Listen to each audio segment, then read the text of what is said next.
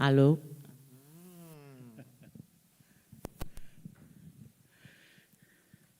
Bom dia a todas e a todos, né? Meu nome é Silvio Nabeta, represento a diretoria da Escola Politécnica aqui. Bom, eu vou abrir o evento com poucas palavras, porque eu acho que o evento é mais importante que minha presença aqui. Então, eu queria dar, primeiramente, boas-vindas a todos os participantes, né? Num tema que é extremamente atual, não só atual, mas extremamente importante nos dias de hoje, haja vista o avanço da IA, né, na nossa vida cotidiana. E aproveitar também para parabenizar toda a equipe que organizou esse evento e desejar a todos um excelente dia de eventos aqui. Então, passo a palavra à professora Ana Rosa, chegou o nosso diretor, professor Reinaldo. Obrigado, Ana, e parabéns. Obrigada, eu. Bom dia. Bom dia. Vamos dar início aqui. A gente vai tentar ser o mais certinho possível com o horário. Vamos ver se os ingleses vão ser British, very British. Então, eu queria convidar para subir aqui o professor Leonardo Magela Cunha, que é o meu colega lá do King's College London, e vai estar organizando comigo o evento. O professor Magela é doutor em informática pela Pontifícia Universidade Católica e é professor lá no King's desde 2017. Enfim, então a gente vai começar aí o evento. Leonardo, eu queria que se apresenta melhor, mas daqui a pouco a gente vai chamar os alunos para subir aqui, porque o primeiro painel é com vocês. Bom dia para todos. Como a Ana Rosa falou, eu sou professor no King's já há uns 6, 7 anos, alguma coisa assim, perdendo tempo já, noção do tempo. Mas a gente fez doutorado juntos, eu e a Ana Rosa, fomos orientados do professor Luciana, na PUC do Rio, e eu entrei no King's numa carreira, entre aspas, que eles chamam de um Educational Pathway, em que a gente tem responsabilidades com relação à educação. E aí, no caso, em ciência da computação, obviamente. E aí, a Ana Rosa e eu conversando, a gente falou, vamos fazer alguma coisa juntos, e decidimos, então, fazer esse evento, dado a atualidade como professor do tema, como o professor levantou agora. E aí, conseguimos algumas pessoas para falar com a gente, e a ideia, então, é tentar cooperar e ajudar. O King's vem fazendo políticas de IA já há algum tempo, mas, obviamente, que a gente vai... Eu acho que vamos passar o slide aqui, né? Ups, perdão.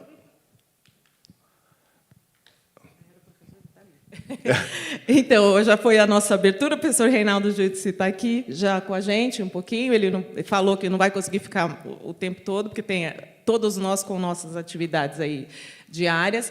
A gente vai começar com um painel onde nós vamos falar sobre as experiências dos nossos alunos aqui na escola com IA. E, na verdade, a gente pediu o auxílio do Grêmio para isso. Não, a amostra, é óbvio que a amostra não pode ser considerada uma amostra representativa, mas, enfim, é um conjunto de alunos que a gente já conversou e daqui a pouco a gente fala um pouquinho mais sobre isso. E eu e o Leonardo, então, vamos conduzir essa parte. Em seguida, nós vamos ter uma palestra com a Jane Person e o Martin Compton, que são da King's Academy. Então, a ideia, gente, esse é um evento chão de fábrica para docentes, né? A ideia é a gente, efetivamente, trocar experiências pedagógicas mesmo, né? De como que as coisas acontecem. Como o Leonardo falou, lá no King's, eles já têm estabelecidas umas políticas para uso na educação, né? Então, na instituição como um todo, né? Depois nós vamos fazer um coffee break às 11h30 e, em seguida, vai ser 15 minutinhos só de coffee break. A gente passa para a palestra da Caitlin sobre Responsible AI Education. E daí a gente fecha o evento. Tá?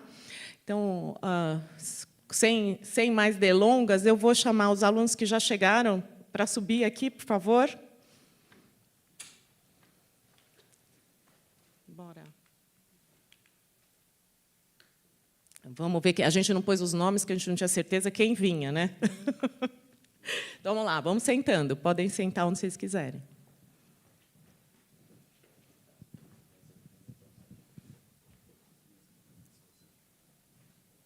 Só tem 4? Senta você, os segregados. Ai, ai, ai. Então, eu vou sentar ali. Senta ali na ponta, Léo. Então, bom, estão aqui. Daqui a pouco a gente pede para cada um de vocês se apresentar.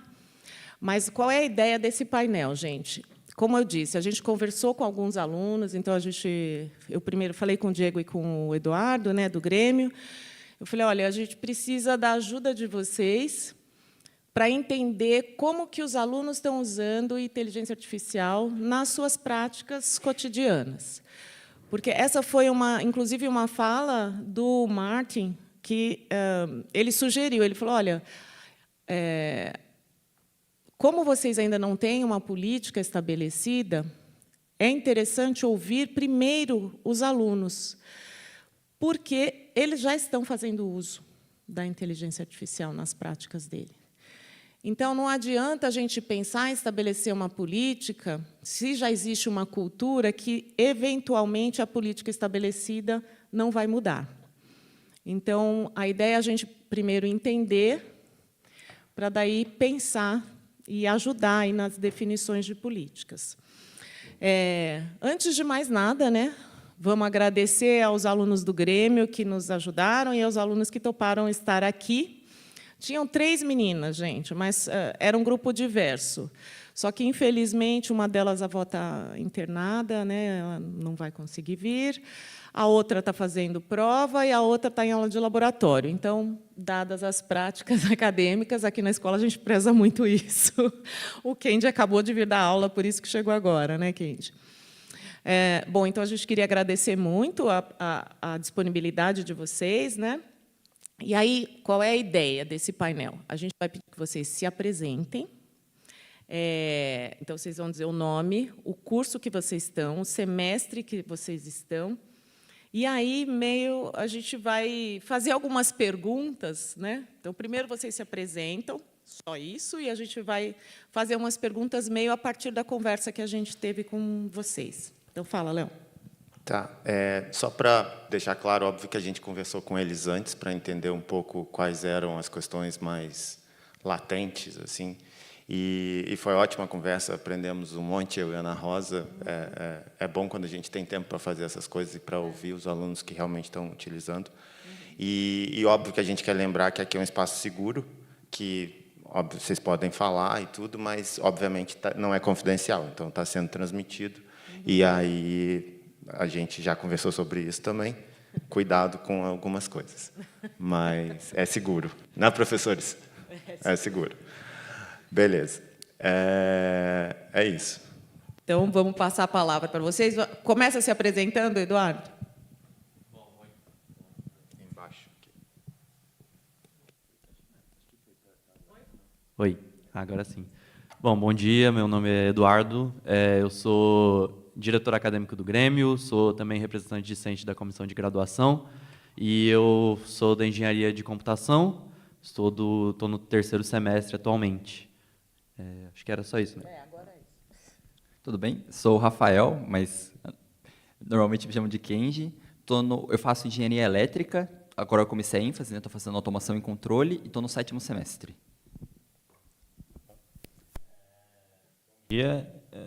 Funciona. Fala pertinho, isso. Bom dia, eu sou Rafael Grávolos, como tem 2 Rafaels, geralmente me chamam de Grávolos também. E eu sou da engenharia de computação e estou no 1º semestre agora. Bom dia, eu sou o Vinícius, faço engenharia nuclear e estou no 7º semestre. Ok, gente. Então, vamos começar. Bom, a gente primeiro tinha pensado numa pergunta para a Marina, mas como a Marina, infelizmente, não pôde vir, Kendi,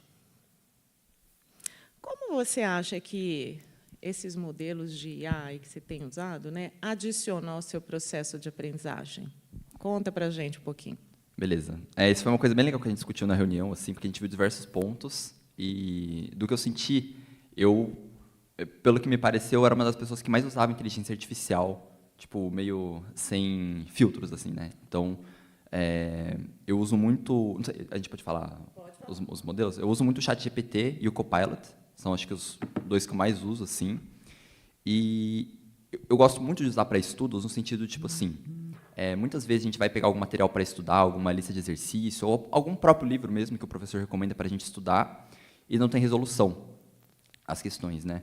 Então, a maneira que eu gosto muito de usar, eu dou uma estudada na matéria, então eu sei os conceitos básicos, avançados da matéria, eu tenho uma ideia de como funciona a coisa, né? Eu pego o exercício para resolver, às vezes eu tento fazer o exercício, às vezes eu não tento, mas o importante para mim é, tipo, quando eu mando para IA resolver o exercício para mim, eu consigo ler a resolução dela, eu dou uma observada assim, putz, eu acho que eu faria algo parecido, né? Eu teria essa linha de raciocínio, eu faria por esse caminho também, e nisso, tipo, eu vou me baseando muito no que ela faz, assim. Então, em um sentido, a inteligência artificial tirou um pouco de mim essa questão de eu pegar e fazer, tipo, colocar a mão na massa, né? Pegar e fazer no papel o exercício, sim, mas eu acho que ela deixa o meu estudo bem mais eficiente, vamos dizer assim, né? Então, eu perco menos tempo escrevendo, fazendo no papel, mas pelo menos eu sinto, desde que eu entrei aqui na Poli, que o resultado final é o mesmo, assim, sabe? De que eu consigo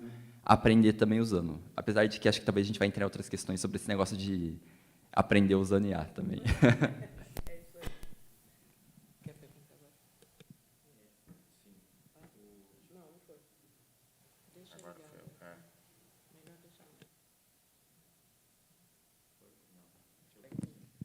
Acho que se estiver perto, ele não pega. Kendi, obrigado. Uma das coisas que a gente discutiu, como você falou, foi como usar, e acho que a pergunta da Ana Rosa foi ótima, mas, de certa forma, meio que encaminhou um pouco para a sua resposta. Assim. Você tem usado mais como um ajudante para você aprender ou um solucionador de problemas? Eu acho que ele entra um pouco no âmbito dos dois, assim, porque eu uso ele muito para resolver problemas, né, de listas, exercícios e tudo mais, mas também quando não entendo alguma parte da resolução, assim, eu pergunto para ele. E acho que outro ponto também interessante de entrar nessa questão de solucionador de problemas, assim, é também o quanto eu confio nele para resolver os problemas, né? Por isso que entra essa parte do ajudante também, eu acho. Então, tipo, apesar dele resolver o exercício para mim, não confio 100% na resposta, né? Por isso que eu faço essa questão do estudo prévio, né? Então, quando eu não entendo alguma coisa, eu tento pedir para ele me explicar de acordo com o que eu acho, né? Então, se ele erra se tem alguma parte que ele resolve e eu acho que ele está errado, eu peço para ele me explicar para ver se está de acordo com aquilo que eu realmente estudei. Aí, se não tiver, eu procuro normalmente por outros meios também, né? Por meio da internet, artigos, coisas do tipo. Não sei se respondeu a sua pergunta, mas Sim, se quiser claro, bater mais ótimo. essa tecla. Perfeito, obrigado. Os outros, por favor, se quiserem adicionar alguma coisa, fiquem à vontade, só ligar o outro microfone aí também. Eduardo, vi você balançando bastante a cabeça aí, quer falar alguma coisa? Sobre isso? Não, só assim, né, claro, fazendo um adendo, uma ressalva, bom, a gente se apresentou e tem aqui, a gente falou os cursos, né, bom, 2 engenheiros de computação quer dizer, estudante de engenharia de computação e um engenheiro de elétrica. Então, mas só para deixar claro, a gente é muito enviesado, a forma como cada curso utiliza IA é diferente, né? Então, o engenheiro civil vai usar diferente de um engenheiro da computação e tal. E a gente se atentou a isso, né? A Ana Rosa se atentou a isso. A gente compôs um amplo leque um espectro de alunos de cursos diferentes e anos diferentes. Só que, enfim, por algumas questões de horário mesmo, o pessoal não conseguiu participar. Mas foram todos consultados, né? Então, assim, mas agora respondendo um pouco, eu uso muito no sentido da forma como o Kenji utiliza, e eu acho que vai muito no sentido também de poupar tempo, né? A gente acaba, às vezes, para você conseguir uma informação que você precisa, é muito mais difícil, né? Buscando no Google e tal, e tentando acessar aquela informação, é mais fácil você pedir para IA te passar aquilo e se você pedir referência, né, você vai ter diretamente os links que você precisa e fica nesse sentido torna um facilitador muito bacana, né? Então, mas não é assim também como todo mundo usa aqui na Poli enfim, existem muitas outras formas e que até mesmo eu, dependendo da disciplina, dependendo da matéria, eu utilizo de formas diferentes, mas isso acho que vai ser abordado depois.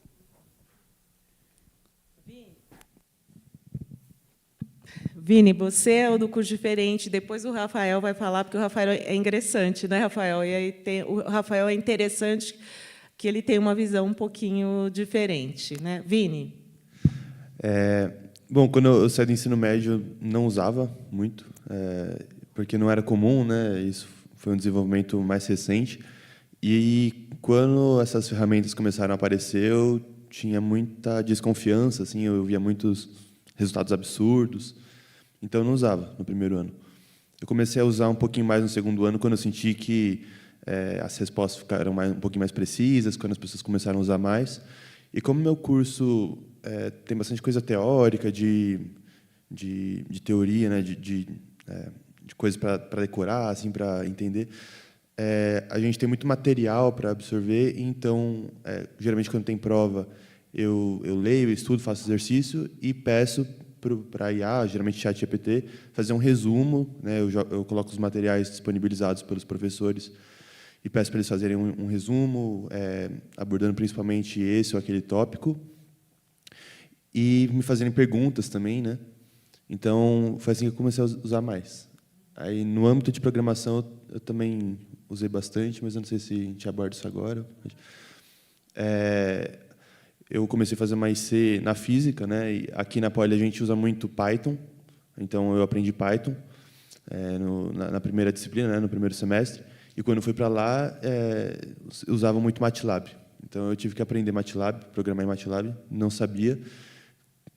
Aprendi na marra mesmo, então um monte de código, sempre esquecia lá ponto vírgula, e às vezes eu nem entendia os erros que davam. Então eu usei muito o ChatGPT nessa de tentativa e erro, né?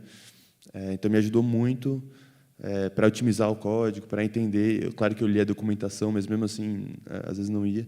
Então o ChatGPT me ajudou muito para pegar o jeito, né? Então e porque o ChatGPT também é muito bom para debugar código, né? Para tirar os erros, para limpar.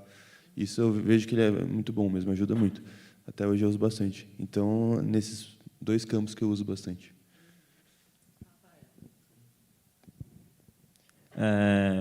Eu tenho uma visão um pouco diferente, tanto, né, de quem está aqui, quanto principalmente de alguns amigos. E acho que, por eu ser ingressante, a proporção de gente que usa inteligência artificial na minha turma é maior. Tem alguns colegas meus que, quando pegam uma lista de exercício, a primeira coisa que faz é colocar na IA, fala resolva. Tem gente que faz isso, e eu tenho uma visão muito oposta a isso. Eu nunca usei IA voluntariamente. Eu digo voluntariamente porque, de uns tempos para cá, a IA começou a ser forçada na gente sem o nosso consentimento. Como, por exemplo, se você faz uma pesquisa no Google, ele coloca lá um sumário de IA, sem você pedir, mas ele coloca um sumário de IA, então ele enfia na sua cara, você não tem escolha. Mas eu nunca fui, por exemplo, perguntar alguma coisa para o ChatGPT, nunca usei, não tenho conta na OpenAI, ChatGPT, Gemini, etc., qualquer IA, porque eu tenho uma série de objeções contra a maneira com a qual isso tem sido feito. Eu tenho uma série de objeções, principalmente do ponto de vista ético, quanto aos direitos autorais dos dados de treinamento, porque para você treinar uma IA gerativa, você precisa de muitos dados, e esses dados não são obtidos de uma maneira que respeite os direitos autorais, não são obtidos geralmente da maneira mais ética, tá roubando a criação de muita gente, de muito artista, de muito escritor. Então, eu tenho uma objeção ética contra isso. Tem também a questão do uso de recursos, que se usa muita energia, tanto para treinar quanto para rodar mesmo esses modelos de inteligência artificial. Então, eu também sou bem contra isso, porque os recursos da Terra são finitos. Eu acho que tem usos melhores para a gente fazer dos poucos recursos que a gente tem, né? E eu nunca senti a necessidade de usar inteligência artificial. Desde criança, eu sempre fui muito de pesquisar as coisas. Então, uma habilidade que eu acabei desenvolvendo foi a de achar informações na internet. Aí, quando eu preciso procurar alguma coisa, eu pesquiso no Google, aprendi a formular boas perguntas, e eu vou atrás, eu vou procurar em fórum, vou procurar em artigo, vou ler documentação, e assim eu sinto que eu aprendo muito mais, Porque, por mais que eu não ache a solução para o meu problema, às vezes eu acho uma solução que vai me ajudar mais para frente. Um exemplo disso tem uns meses eu tive algum problema no meu ambiente Linux, aí eu fui pesquisar a solução na internet, acabou que eu consegui achar a minha solução depois, e umas 2 ou 3 semanas depois, um outro amigo meu teve um problema no Linux dele e veio falar comigo. E um dos sites que eu achei, procurando a minha solução, respondia o problema dele. Então, foi um negócio que, assim, tá aqui a solução. Foi uma coisa que eu sinto que eu aprendi muito. Então, eu consegui desenvolver as minhas habilidades além do que eu queria responder. Então, eu tenho conhecimento melhor. Se eu tivesse aquele problema que não era o meu problema original, hoje eu saberia resolver também. Eu não precisaria ir lá na IA, perguntar para ela, pedir para ela resolver. Então, acho que é mais ou menos isso. Obrigado, todo mundo.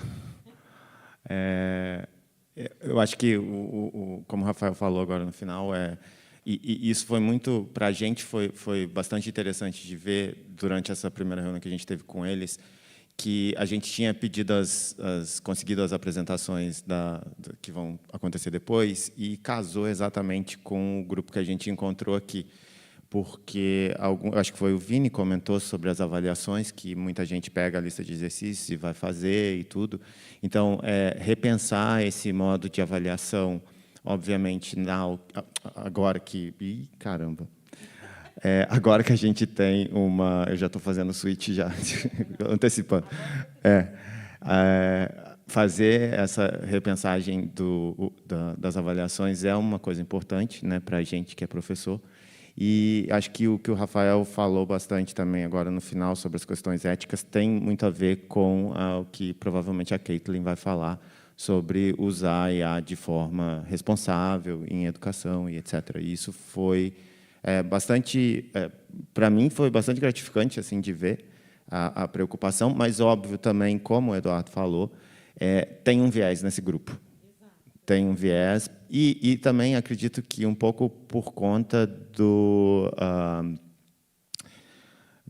estar aqui falando para todo mundo. Então, acho que isso é um dos fatores que traz esse viés, né? Você quer adicionar alguma coisa? Então, uma coisa que o Rafael, que é interessante, né, comentou. Eu tenho colegas que simplesmente pegam e colocam lá a lista para a IA responder para mim, né? E isso é uma coisa que nós precisamos estar muito atentos, né? Nós, enquanto docentes, precisamos muito repensar como que a gente vai querer que os nossos alunos interajam com aquilo que a gente quer que eles aprendam. Uma coisa que a gente comentou com eles e que o Rafael agora tem total ciência, é que a exposição ao uso da inteligência artificial é inegável. Todos nós já estamos expostos. E os nossos alunos não só já estão expostos antes de chegar, mas eles vão ter que trabalhar com isso no mercado de trabalho. Então, nós precisamos prepará-los para isso. E, para isso, nós precisamos nos preparar também, porque não é natural para nós o uso dessas ferramentas. Claro, a quem é da computação ou quem faz pesquisa em inteligência artificial é mais natural o uso. Mas a gente tem total ciência que, para grande parte dos docentes da Universidade de São Paulo, em geral, e da Escola Politécnica, em particular, isso não é algo confortável, né? E é mais uma coisa com a qual a gente tem que se preocupar. E aí, assim, eu acho que a gente tem muito que aprender com os alunos, mas a gente também pode muito aprender com as experiências de outros colegas que já começaram a fazer isso mais cedo que nós. A gente está atrasado? Não sei se a gente está atrasado. Eu acho que a gente tem muitas coisas para fazer. E aí, uma das coisas que a gente comentou, né, enquanto na nossa conversa, e daí eu quero muito que vocês falem um pouco mais sobre isso, o quanto vocês, nas interações com os colegas, entendem que a IA tem sido, se a IA tem sido mais usada como um resolvedor de problemas ou como um assistente de ensino, porque simplesmente pedir para a IA fazer para você, sem se preocupar como ela fez, né, o que está por trás, se a gente dá para vocês uma tarefa que pode ser resolvida pela IA, e vocês efetivamente usam a IA para resolver e não se preocupam com a solução, nós estamos falhando em ensinar e vocês estão falhando em aprender, né? Então, eu queria que vocês comentassem um pouco sobre essa questão, o quanto vocês sentem que as atividades que estão sendo colocadas para vocês têm facilitado o uso inadequado ou não, né? Oi? Exercício programa, no caso da computação e da elétrica, enfim, né? Essas coisas. Alguém gostaria de falar? Tá. Bom, uma questão que a gente conversou muito, né, nas nossas conversas, é que uma percepção que a gente tem, que eu tenho, na verdade, quanto à minha sala de aula e tal, na computação, a gente acaba usando muito IA para fazer EP e tal, inevitável. Porém, tem formas e formas, né? Muita gente... Fala o que é EP. Nem todo mundo exato, é da computação. Exato, desculpa. EP é um exercício programa, né? Um trabalho de escrever um código e tal para ser avaliado. Enfim. Bom, isso é uma disciplina que está... Todas as engenharias têm introdução à engenharia introdução à computação, né? Mas na computação a gente tem uma preocupação muito maior porque, bom, aquilo ali é o que a gente vai fazer, então tem que aprender. Então, assim, eu percebo que na minha sala de aula, por mais que a gente use muito, o pessoal acaba usando mais como um auxílio, por mais que às vezes acabe usando mesmo, meu Deus, estou sem tempo aqui e tal, joga lá no chat GPT de qualquer jeito e entrega o que foi devolvido ali sem entender o que acontece. Isso acontece muito. Porém, eu sinto que em outros cursos que não vêm, que vão ter utilidade daquilo mais para frente, nas disciplinas que tem que fazer introdução à computação e tal, o pessoal acaba, de maneira geral, utilizando mesmo só para entregar aquilo e ponto, né? Porque não vê a real utilidade daquela... não se vê programando depois, então... Enfim, isso é uma coisa uma impressão que eu tenho conversando com alguns colegas de outras engenharias e com alguns da minha engenharia, né? Então, essa é uma percepção que a gente tem.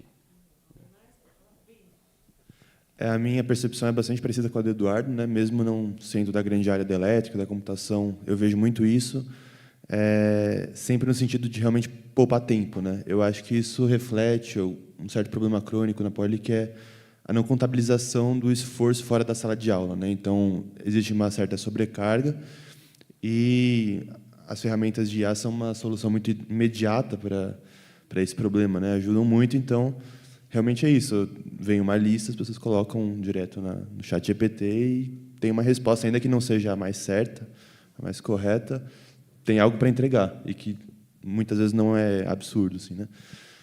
No sentido das respostas.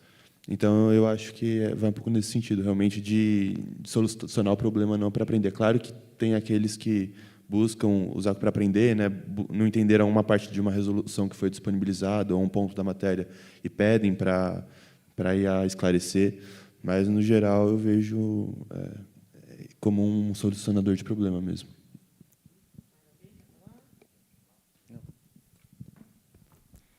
Eu acho que todas as respostas vão um pouco nesse sentido, né, de experiência com colegas, e até vocês, professores mesmos, eu acho que vocês devem ter um pouco dessa sacada também de perceber que muitos alunos só usam meio banalmente, assim, né? Acho que até uma coisa que a gente comentou, desculpa o termo um pouco não polido, mas tem essa questão um pouco do, talvez, emburrecimento, assim, sabe? Eu digo isso até por mim mesmo, assim. Muitas matérias que eu tinha que fazer trabalho, ou relatório, por exemplo, né? Tem um laboratório lá, a gente tem que escrever um relatório sobre o experimento, sei lá. E, tipo assim, pô, você entendeu o experimento, você fez o experimento, você sabe como faz ali, só que o relatório é uma coisa que dá preguiça, aí tem que reunir o grupo para escrever, aí um não quer escrever, aí acaba mandando lá para a inteligência artificial, ela escreve para você, e beleza. E eu comecei a reparar muito isso em mim, meus colegas, assim, tipo, é uma coisa muito corriqueira, assim, né? E, recentemente, eu tenho me policiado um pouco mais sobre isso, porque toda vez que você vai lá e pega um texto para escrever mesmo, você mesmo, eu sinto que você perdeu um pouco dessa habilidade de pegar por conta própria e conseguir escrever um texto que você se sinta bem, assim, sabe? Porque é tão mais fácil mandar para a inteligência artificial fazer a coisa e sair tão boa quanto se fosse uma pessoa fazendo. Claro que a gente sempre lê o texto depois e tudo mais, mas a gente perde um pouco dessa questão de fazer mesmo, né? Até do que eu comentei anteriormente, de fazer o exercício, né? Eu sinto que essa questão da inteligência artificial para algumas matérias de relatório, que tem que escrever coisas, até mesmo para os EPs também, eu sinto que acaba atrapalhando um pouco o aprendizado do aluno, né? Eu digo isso porque acho que, como a Ana Rosa falou, essa questão de vocês estarem aqui para entender um pouco mais de como a gente usa, para vocês poderem também se policiar para ajudar a gente nesse uso futuro, né, da inteligência artificial.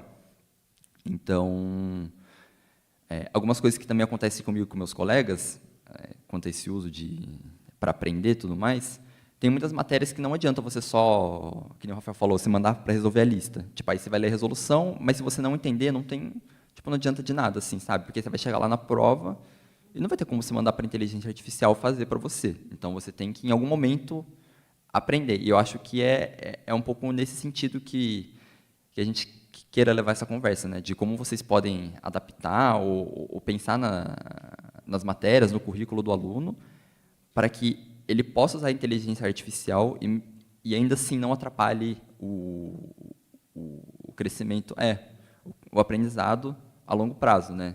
Como eu disse, como tinha acontecido comigo, nessa questão de escrever assim, os relatórios. Eu creio que para a questão mais exatas, fazer contas, assim, não tem atrapalhado tanto, porque de qualquer jeito eu ia ter que fazer alguma hora, mas, enfim, acho que entra muito nesse ponto. Obrigado, Kenji. A gente tem alguma pergunta aqui online, mas vamos abrir primeiro aqui, se alguém quer fazer uma pergunta para eles. Tem um comentário aqui do Sérgio, falando que um ótimo comentário sobre a contabilização do trabalho fora da sala de aula. E aí ele fez um outro engraçadinho que eu vou deixar para quem estiver online só ver, mas tudo bem. Na frente aqui.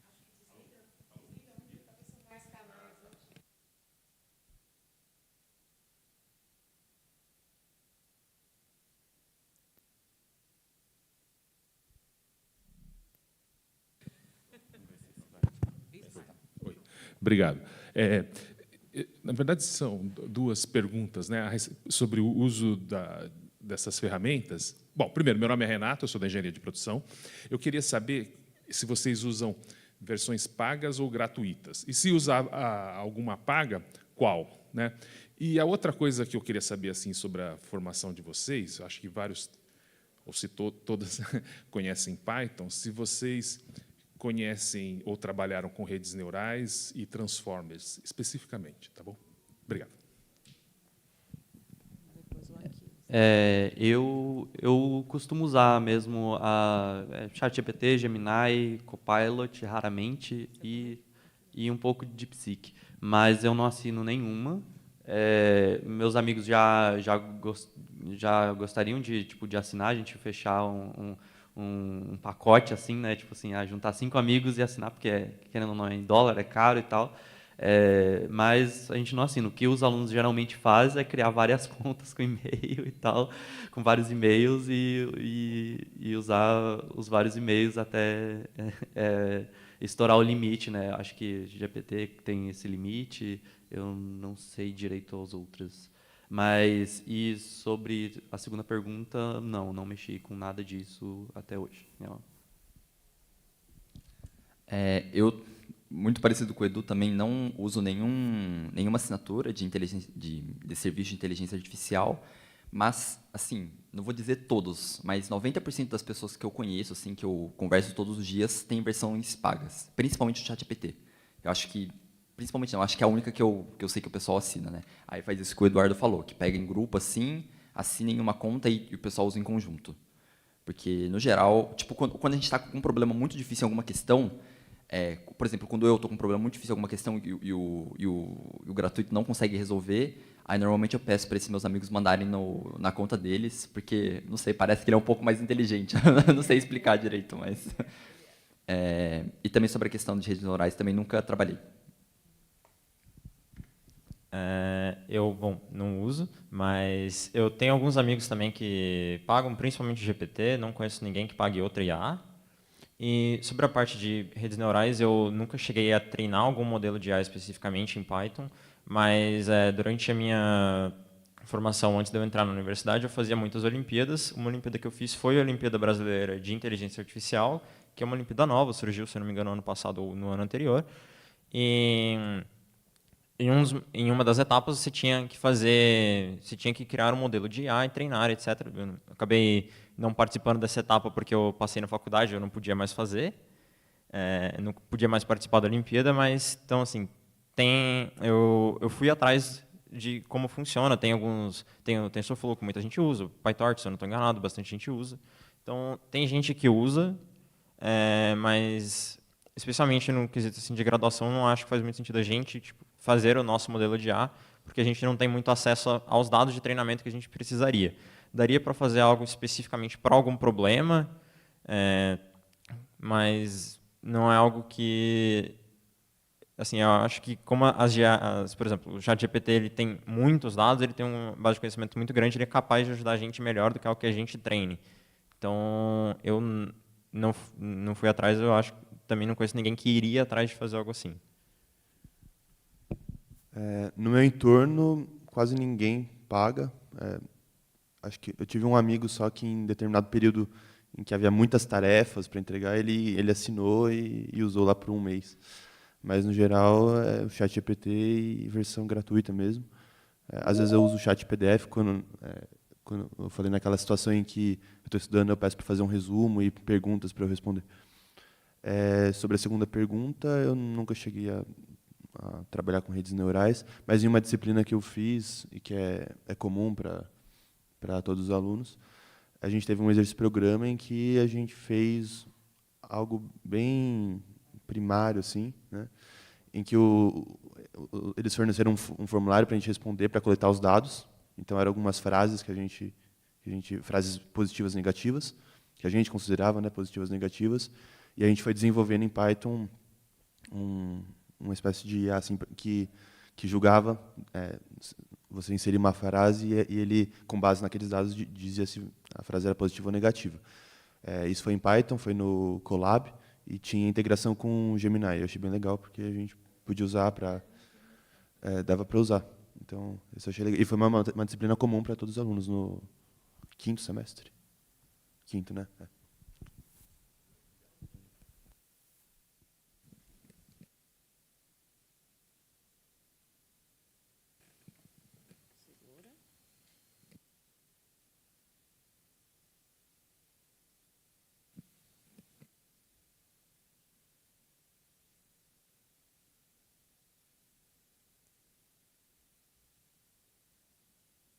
Será que é pilha? Alô? Tá bom. Sou engenheiro elétrico. Eletricista. Pilha química. Mas tem energia, pô. Eu cheguei atrasado, talvez tenha perdido alguma coisa importante, mas vamos lá. Do que eu ouvi aí, né? Tem uma questão que está bombando agora, está cheio de livro, manual, cartilha, como fazer boas perguntas, né? E tem saído coisas até temáticas, né?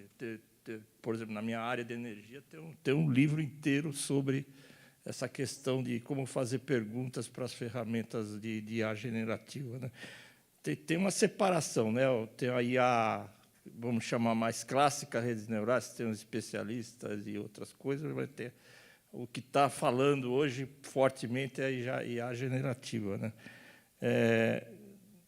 Eu queria ouvir um pouquinho de vocês de outras possibilidades de usar a IA. Talvez você acabou falando agora questão de fazer resumos, organizar conteúdos, estudar, organizar o estudo, né?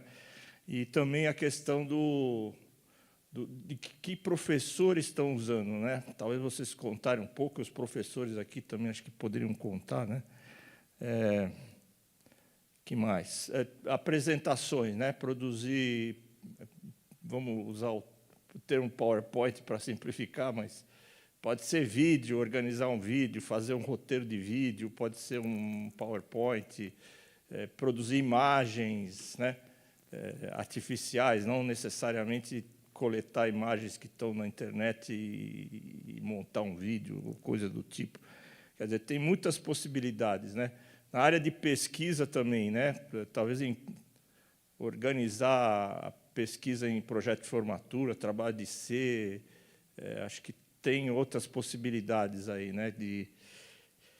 E acho que essa questão vocês estão sentindo a necessidade de alguma formação nessa área, né? Quer dizer, tem propostas aqui na escola e talvez ter disciplinas de IA aplicada, talvez não IA mais conceitual, mas do uso da IA, né?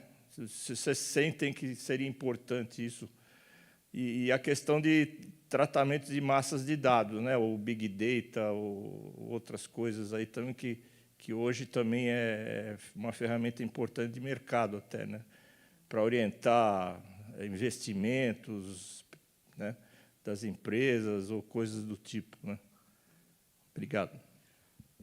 Gente, eu vou juntar a pergunta aqui para a gente... Tá bom? Vou juntar a pergunta. Eu ia escolher uma. Então, como o comentário do Aquiles foi bem geral, junta com a tua pergunta, que deve ser específica. É isso, né? Lá a pergunta é específica ou é geral? Então, eu vou juntar duas gerais e você faz a sua específica.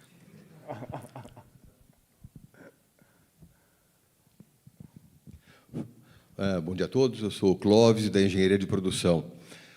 Eu queria fazer um comentário só, rapidinho, prévio. Estão sendo feitas diversas experiências em disciplinas, no meu caso, disciplinas que eu ministro, usando inteligência artificial.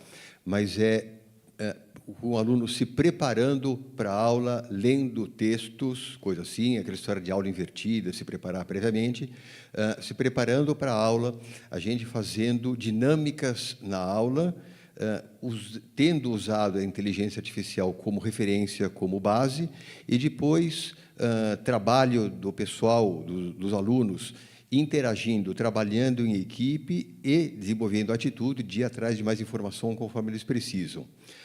Isso está sendo feito com um trabalho de iniciação científica, 2 projetos nesse sentido, e trabalho de conclusão de curso, que nós chamamos de trabalho de formatura. A pergunta que eu faço para vocês é, os exemplos que vocês deram foi de uso, vamos chamar de individualizado, por iniciativa de vocês, com relação à inteligência artificial. Vocês têm visto ou presenciado, do ponto de vista do docente, o que ele fez ou tem feito se preparando a aula e as dinâmicas que usa na aula, não só IA como ferramenta, mas como um complemento do processo de aprendizagem.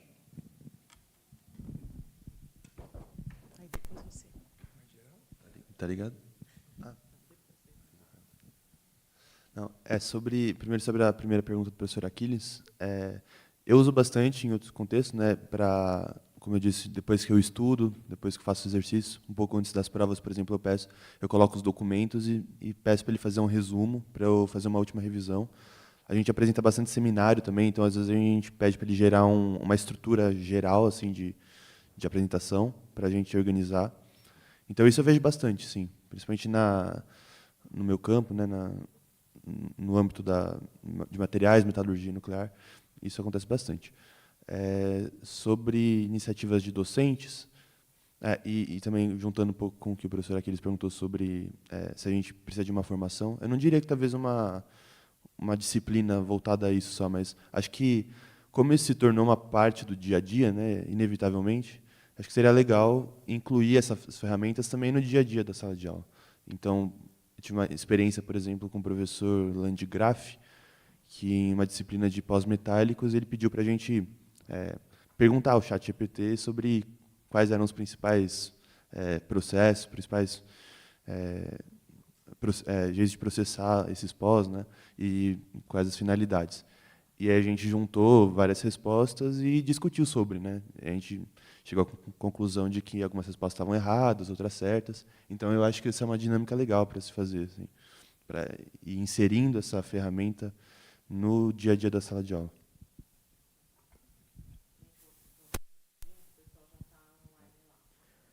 E só aproveitando mais o fim da fala do Vinícius, assim, eu não uso IA, mas eu tenho muitos amigos que usam, e isso é algo que me deixa preocupado, porque a gente não tem muito... Tipo, eu tenho um conhecimento por trás porque eu fui atrás, porque é uma coisa que eu tenho interesse teórico por trás. E tem muito amigo meu que acabou ficando meio que dependente da IA. Então, tem alunos que pegam uma lista de exercício, a primeira coisa que vai fazer, manda para a IA. Tem amigo meu que usa o chat GPT para desabafar. Tem amigo meu que usa IA para gerar arte, para gerar algum poema ou coisa assim. E, por exemplo, eu escrevo poesia. Eu não quero uma IA que escreva a minha poesia, que pinte o meu quadro para eu lavar minha louça. Eu quero uma tecnologia que lave a minha louça para eu escrever minha poesia e pintar meu quadro. Então, ter aulas assim de como usar responsavelmente a IA no dia a dia, porque por mais que eu não goste, é uma coisa que vai virar parte da nossa vida. Ter essas aulas acho que seria muito importante para a nossa formação, não só como profissionais, mas como tipo, seres humanos também. Deixa eu complementar uma coisa. Eu lembrei uma coisa que a Corina falou bastante, né, sobre o prompt, né? Então, eu acho que seria interessante se fosse dado algum tipo de instrução para a gente, a guiar a gente sobre como construir as perguntas ao chat GPT, né? Porque isso faz toda a diferença. E até direcionando para o uso responsável, né? Eu acho que não só pedir para a IA fazer tudo para a gente, mas de uma forma direcionada, eu acho que isso seria importante. Muito obrigado. Só para a gente completar, talvez completando a pergunta, quantos de vocês tiveram disciplinas em que usaram IA e que não foi um uso personalizado? Porque acho que isso era comum nas duas perguntas. Vocês já tiveram alguma disciplina em que o professor ativamente pediu para vocês usarem? Sim, tá. Isolado. Tá. Gente, dá para ficar batendo papo com eles um dia inteiro, seria ótimo. Muito obrigado pela ajuda, pela visão. Tinha uma pergunta online que eu acabei não fazendo, que era um pouco como vocês viam as políticas, mas acho que isso vai ficar para um outro papo. Como vocês viam, como que a universidade estava levando isso, mas acho que, principalmente, muito obrigado.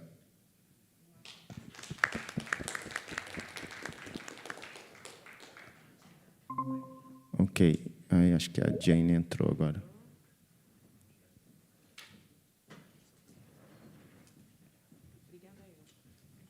Deixa eu sair do meu aqui. Você apresenta aí? Apresento. Sim. Bom, pessoal, então a gente vai passar para a nossa segunda parte, que é... Só que aí eu jogo para lá, é isso? Não, aqui.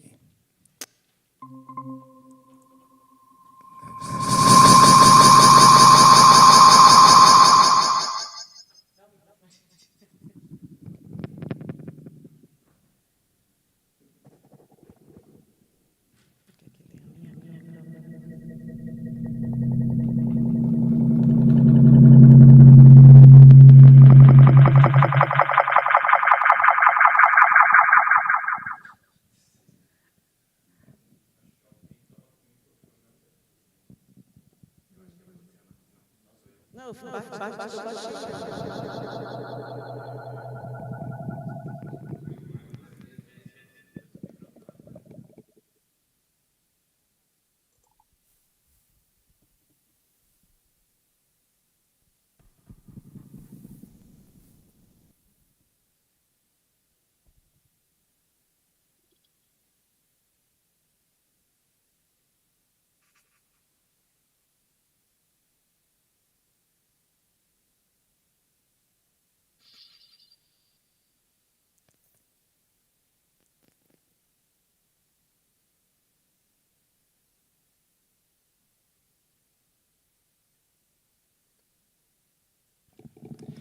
A gente...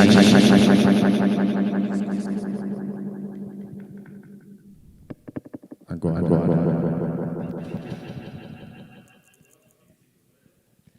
Eu ia falar que alguém falou que era elétrica, eu ia falar que era para computação. Não, agora funcionou, está quase...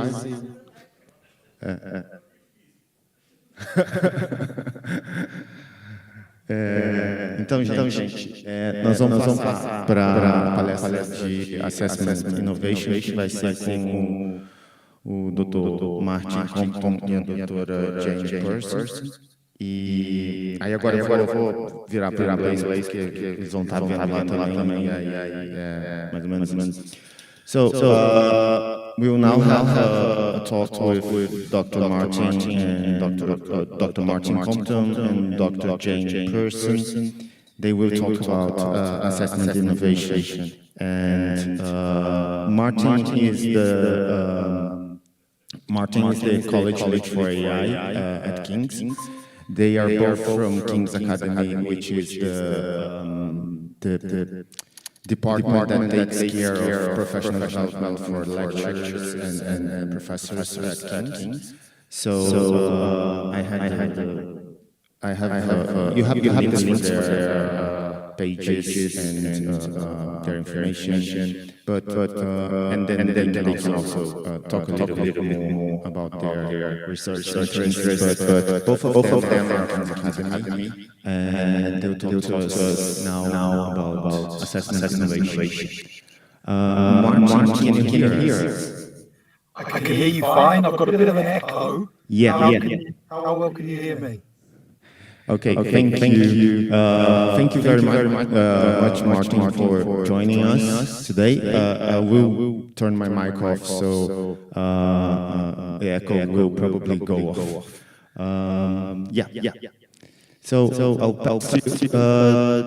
Will Jane join later? Do you know?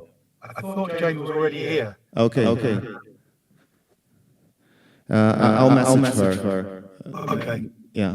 If you're happy to go ahead, please. Just messaging her now. Thank you very much, Martin, for joining us. We know it was a stretch to fit in the diary, and yeah.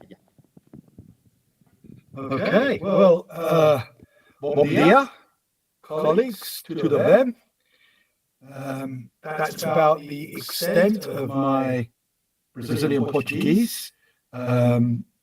But maybe there's an AI that can help us with that. Discover in a minute. Can you give me a thumbs up, Leonardo, if you can see my slides okay, and if the audience can? I just wonder if anybody wants to tell me what the picture is of that you can see on that slide. It's does anyone know which building is this? The museum of? Oh, Museum of Ipiranga. Yes. Museu Paulista. But also, if you look to the left and to the right, you'll see King's College buildings. So this is a mishmash AI-generated image based on two photographs, one of São Paulo, one of London, and it's, for me, a real interesting development very, very recently in image generation in AI. And I just wanted to decorate the front slide, and it occurred to me that I might do something like this. So this is not something that I could have achieved in Photoshop, though plenty of people could have done a better job. It's something that doesn't exist, and yet all of the components within it do exist. So it's real and not real at the same time. And this is the battle that we have on our hands when it comes to AI. We're dealing with something that is both real and unreal simultaneously. It's remarkable and terrible simultaneously. It presents possibility, but it also presents potential disaster. And all of those things apply to teaching, learning, and what we're talking about today, assessment. I'm sure in Sao Paulo, as it is in London and all over the world, people are saying, oh my goodness, students can put a question into a chatbot, ChatGPT or whatever, and it will generate a plausible, authoritative sounding response that in many cases will pass an assessment. So what do we do?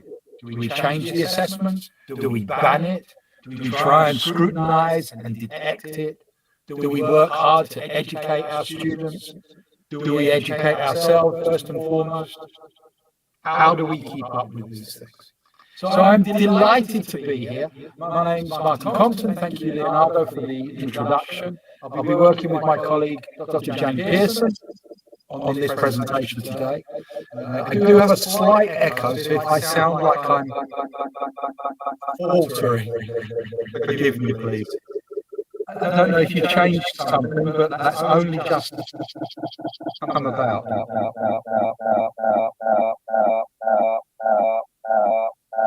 Oh my goodness. There we go. Okay. If you can still hear me, that's great. That's great. I hope you can. So anyway, so in collaboration with Leonardo at King's College London, we're doing a lot of work actually around AI. Jane is our assessment lead. Is an expert in all things assessment. I'm not sure I have expertise in anything, but my disciplinary background is history. My PhD was in education-focused research, and much of my work is focused on education. My relationship with AI is a really interesting and difficult one because I'm not a computer scientist. And when I talk to people who are, sometimes the conversation can go above my head, and sometimes I think, no, we need to be talking at the application level. But I am an enthusiast for digital education, and I do like fiddling with things, playing with things, and it's the consequence of that that has led to me being in a position where I'm leading on AI and innovation at King's College London. So here we go. Let's get started. The following is what I hinted at just before. It's not Brazilian Portuguese, it's Portuguese. Brazilian Portuguese wasn't an option, but see what you think, see if you can understand what I'm saying here. Tell me if my sound is being shared. I couldn't see an option in here to select that when I shared. If it doesn't, then you just have to believe me when I say I'm speaking Portuguese here.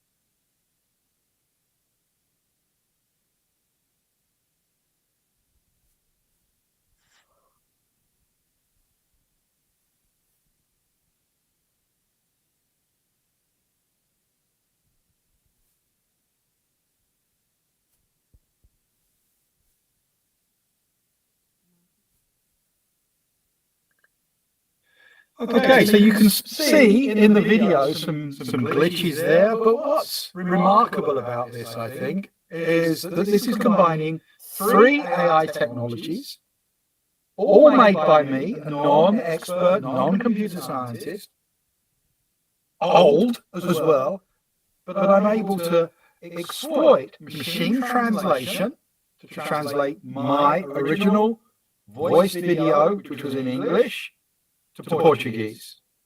Combine that with voice synthesis AI, because the sound, the voice that was speaking Portuguese is my voice, or a replication or synthesis of my voice. And thirdly, video manipulation, so that my jaw, except when I turned around and it glitched, was moving in alignment with the Portuguese words that I was speaking.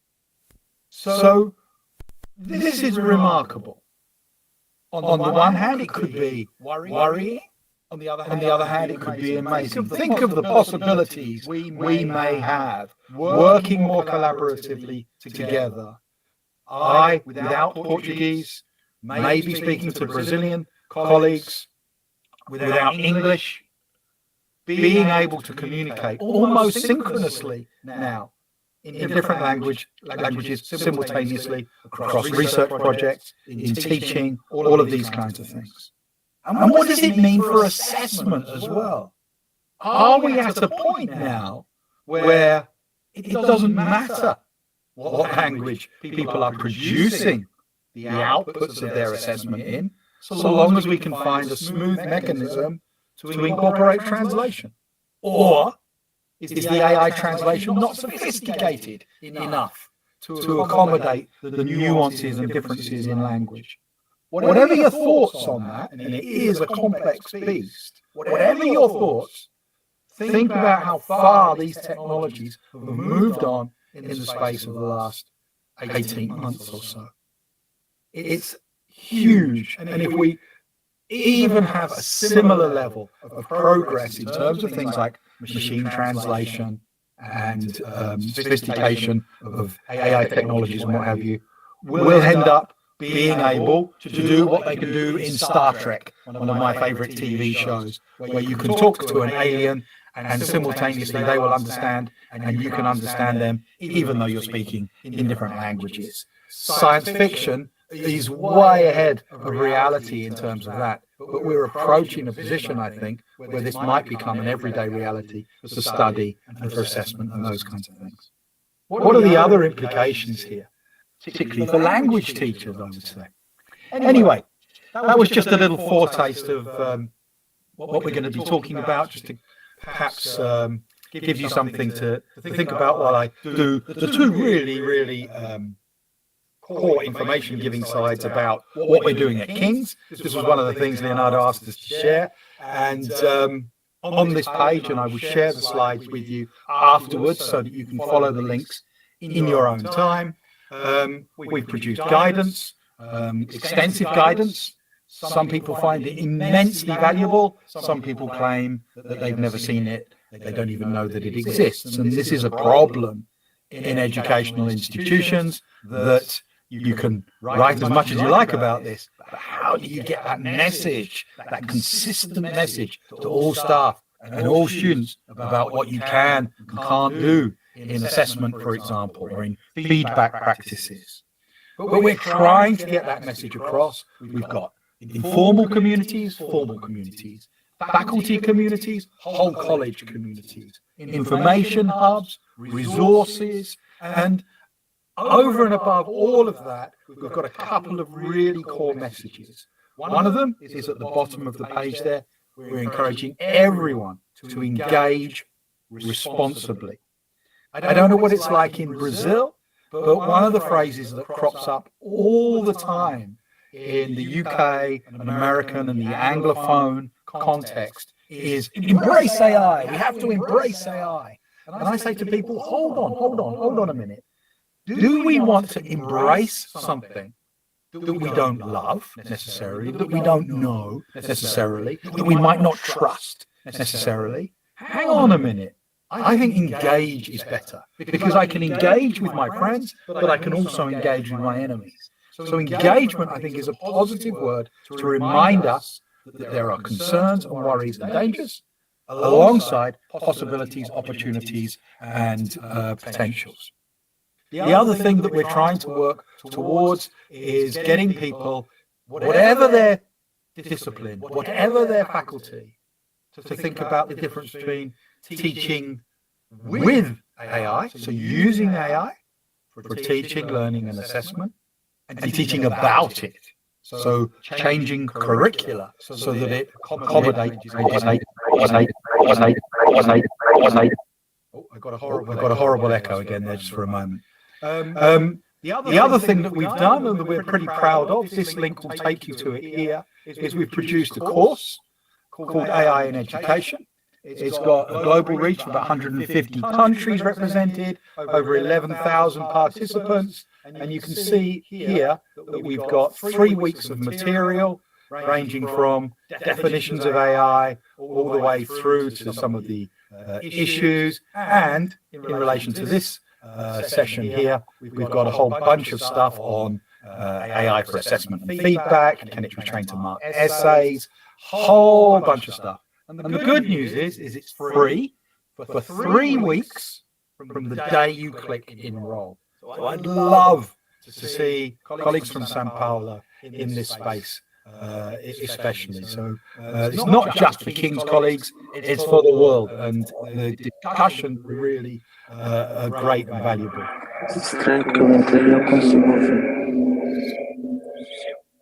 Sorry. Yeah, there we go. That's better. Oh, no. Thank you. So this graphic here represents the range of things that we're trying to do at King's to get the messages across and to get the consistency in practice. Not to discourage people, but to maybe stop them from going too far, but also for those people who are reluctant or resistant or feel they don't have the skills or the time to bring them up to speed just a little bit. And here is an illustration of some of the many things that we're doing at King's to keep things going. We've got a task project. You off your mic, please. Sorry. We've got a task project, which stands for Transforming Assessment for Students at King's, and Jane will talk more about that a little bit later.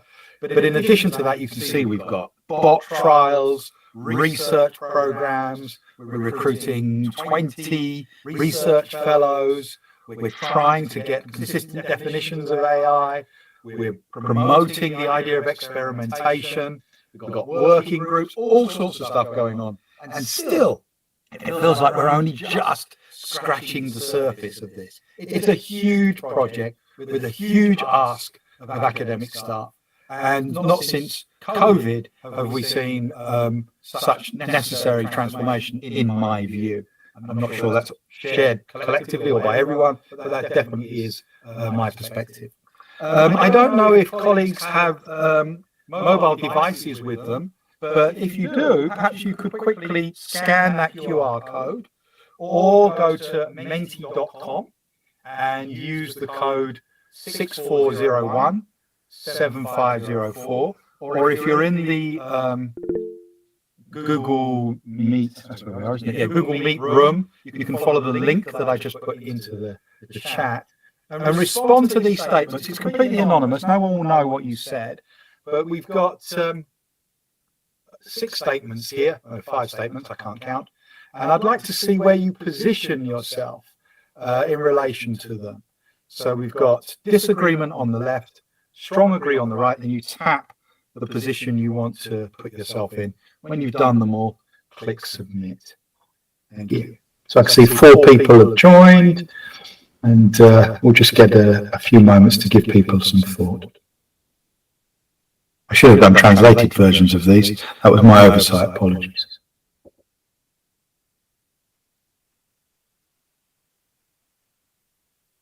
Foi mal.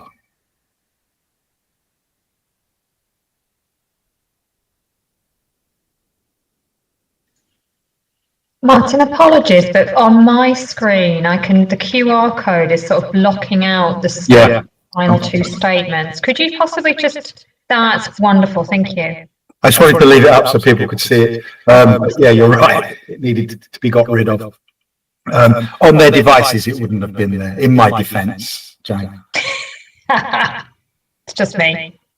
I've got a list of words that I could possibly use here. The word that you were looking for just then is nossa. It means wow, apparently, in Brazilian Portuguese. Okay, so what you can see, colleagues, on here in this emerging picture, we've got 3 people have responded out of the 6 that have joined. This curved line here represents the spread, and this number in the dot here, 3.3, 3.3, 4.8, represents the mean score across that relatively small sample. And you can see it changes. Because there aren't many people responding, it changes over time. But I think that these statements are a really good way to start framing discussions around AI in education broadly, and in particular AI for assessment. So that first one, you'll see, got a nice standard deviation there. You've got a nice bell curve, and there's disagreement in the room. Some people think that AI will make us stupid, and other people disagree that AI will make us stupid. Other people are in the middle, not prepared yet to commit one way or the other. What I would say about this is that virtually every technology, including the bicycle, has been predicted of being something that will make us stupid. And I think that this is a different technology, of course, to any communication technology other than the advent of writing. But nevertheless, we should take seriously the concerns that people have about cognitive atrophy. Essentially, some research is happening in cognitive science that's looking at the impact on the hippocampus of utilizing tools that enable us to bypass the difficulties that constitute thinking processes. Some people say, we don't need to read maps anymore because we have GPS navigation. Other people say, we absolutely need that skill because we're losing the ability in our brain's wiring to be able to do that. Maybe we'll have some kind of digital catastrophe. Maybe all the satellites will go offline. Then how will we find our way from one place to another, from London to Sao Paulo? Who knows? Maybe nobody from London will ever end up there again if we lose the skill and our ability to navigate by satellites. Where you stand is entirely up to you, but note that not everybody agrees with you. And I think this is a really important message here. The tendency towards we must change what we teach and how we teach. That's a two-part question, which you're not supposed to do in these kinds of judgment scales. But I'm nothing if not a renegade. But interesting again that there isn't unanimity in here, though a creep towards agreement here. This is interesting because the majority think that the future of writing is hybrid writing. I ask this question a lot, and it tends to split rooms in the UK a little bit more, with a lot more people being adamant that you can't call it writing if you've got extensive computer assistance on this. But again, there isn't unanimity, though there is a drift towards agreement.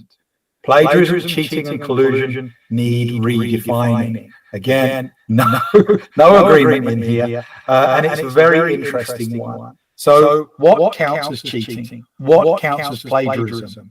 Personally, I think we need to articulate that even before we do the work on trying to redesign assessments to be more effective in the age of AI, to better measure or assess learning, and all of those kinds of things. And the last one, here we go. So many people agree with majority in the room who agree with this. Having more in-person exams is essential. There's a problem with that, though, at least in the UK context, in that we've been moving away from exams for a very long time because of all the inherent iniquities in exams. They favour some over others. People don't tend to handwrite anymore. So can we ask them to handwrite in an exam? Yes, we can possibly guarantee to a greater extent that the authenticity of the person in the room.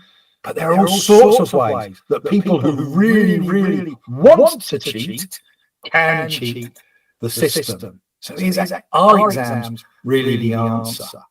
I think in-person assessment would be a better wording, and then it would have had my full agreement there. The word exams, though, is particularly loaded in the UK context. Okay, I'm going to move on. Here's a meme for you. One of our wonderful colleagues at King's, Christopher, who works in the Brazil Institute. His own research is on the use of memes in the Brazilian context as a form of political statement and resistance. And he inspired me to use some memes to get some of my messages across. And this one is one that you probably recognize. It's very, very common globally.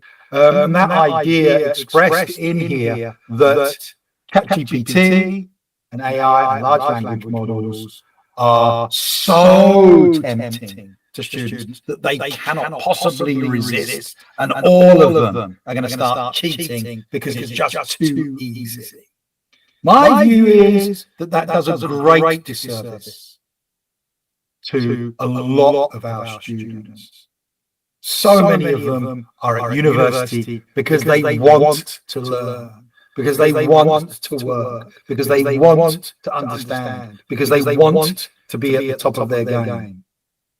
Maybe if we start framing things a little bit differently, rather than combative, and asserting that all students suddenly are cheats or potential cheats, maybe we will rebuild a little bit more opportunity to re-establish trust that might have been lost as a consequence of this. Nevertheless, there are some students in their blue shirts looking around thinking, oh, maybe I can save myself some time here. Maybe this can help me out a little bit because I'm working hard. I've got a job to do as well as study, or I don't have time, or this doesn't seem that interesting. Where does the responsibility sit? Where do you draw the line? I think that it can only come through education and through collaborative education, where we work together with students to find an appropriate path. Because at the moment, particularly where we've got narratives of don't touch it, don't use it, it's terrible, what the students are saying back to us is, you can say what you like, we're still using it anyway. So how do we address that? By education, I think. Okay, I've got 3 boxes for you. And all of them are AI boxes. The first one, artificial intelligence, represented by a black box. It's often described as a black box technology by people that work in artificial intelligence, because sometimes what you put in and what comes out is not easily or readily explainable. It surprises even the people that design the systems. Interesting piece of research came out of City University the last couple of days, that's in London as well, where they connected a range of language models together, and they started communicating in ways that were very human in essence, without being given any explicit direction to do so, in terms of the way that they understood and named and connected with one another. These are really interesting things, but were not predicted, actually. Neither were some of the ways in which language changes when 2 of these bots communicate with one another. The bigger problem for me, the mystery inside this box, and by the way, the skull and the tree represent some of the really profound damages that AI technologies are known to have in terms of water usage and environmental impacts, global warming. The biggest thing about this sort of mystery box of artificial intelligence is, what is AI? I've been talking about it for 20 minutes now, but what is it? And actually being sure with our students that they know what we're talking about when we say AI is important. Because AI for a student of my daughter's age, 14, might be the AI that comes with Snapchat. AI for somebody maybe of my generation whose only contact with it has been since the release of ChatGPT might well be it's generative AI. It's synonymous with ChatGPT, with Perplexity, with Gemini, with Claude, with Copilot. But AI has a pedigree. It has a history going back a lot further than that. At least 70 years to the 1950s, where the term was first coined, but perhaps even further back than that.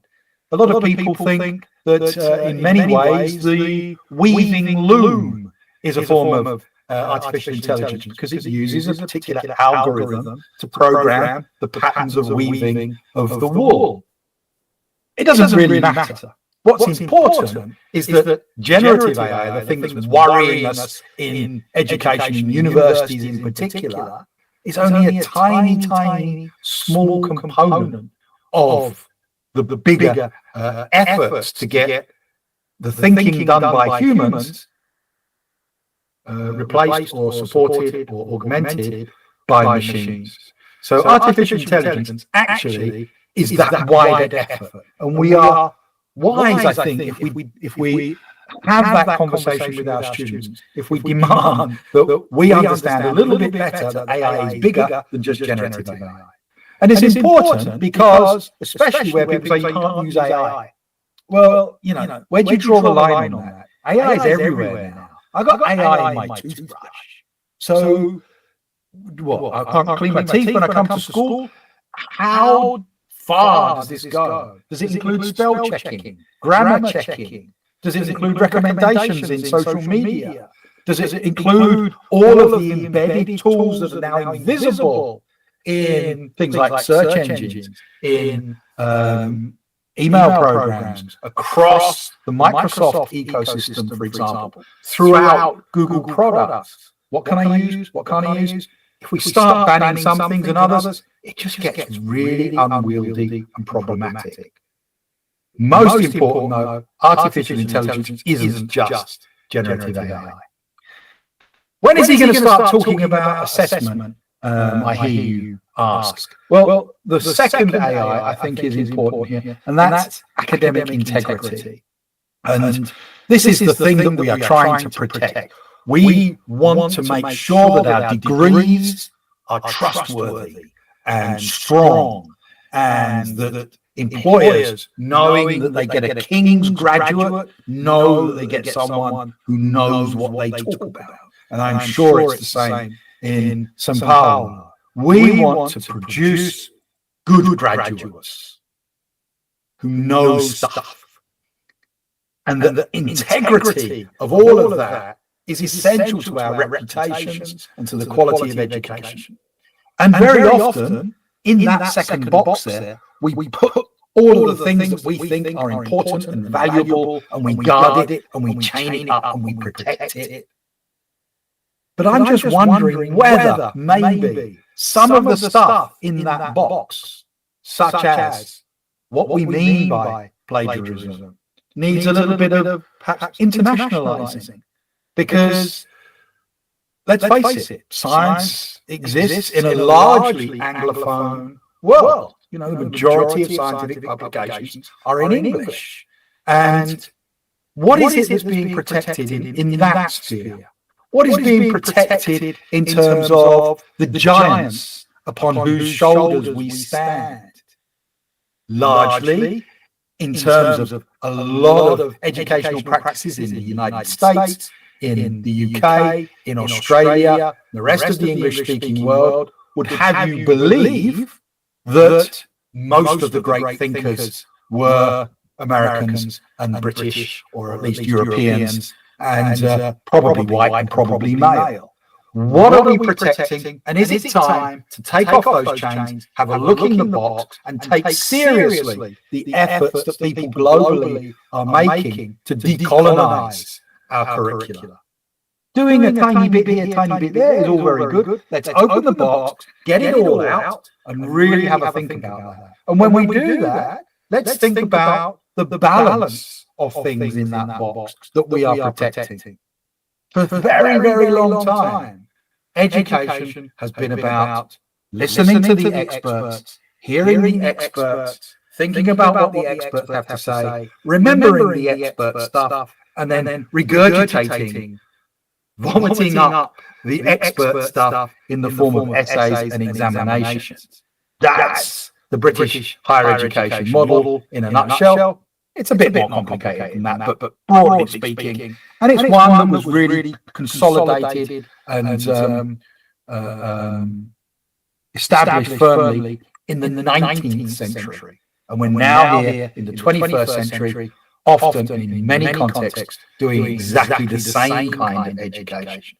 So, yes, academic integrity is an issue, but what we protect, the nature of knowledge, the globalization, decolonization, the principles upon which it stands, all of these things, I think, are now open for more discussion.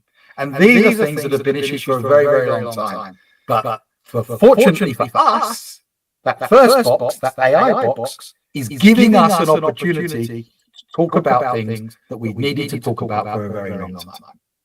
And that gets me to the third one, which is the idea of AI as assessment innovation. This light that AI has shone on our practice, this threat that AI apparently has to academic integrity, necessitates a degree of change.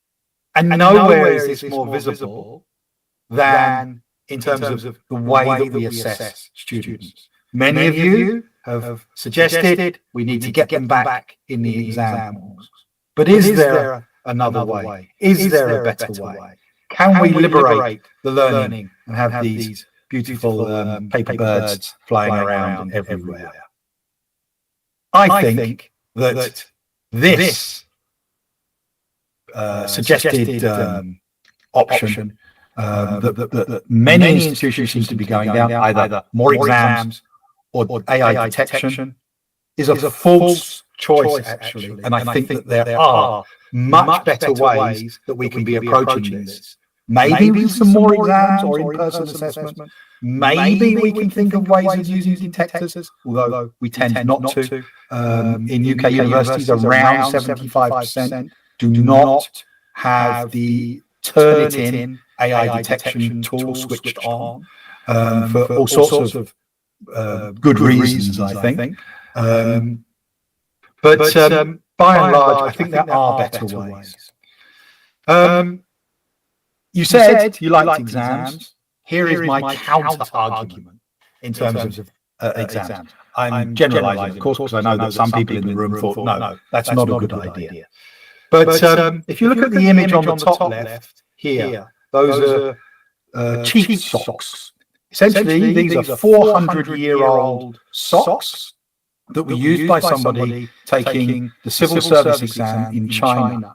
And there are cheat artifacts going back even further, up to 900 years old. Essentially, all of the necessary arguments were written carefully onto these socks, which no doubt would have been very, very, very expensive. So cheating available to the elite. And in their curtained cubicle, where they would sit and scribe their responses, they would be able to refer to their socks to make sure that they got all the right answers. My point is that cheating in exams has been going on for a very, very long time. And here, these glasses are emblematic of a very recent but common phenomenon. The ones in the middle, this one, that's what we used to do when I was at school. Not me, of course, but some of my peers used to do this. But this is the most recent one. Bone conduction glasses. So everything that I'm saying at the moment, you might think, oh, he knows what he's talking about. I've got no idea. Basically, Jane is feeding me the information into my bone conduction glasses, and I'm articulating it to you. Is that true? You don't know. Because the technology is so sophisticated these days. Imagine somebody in an exam.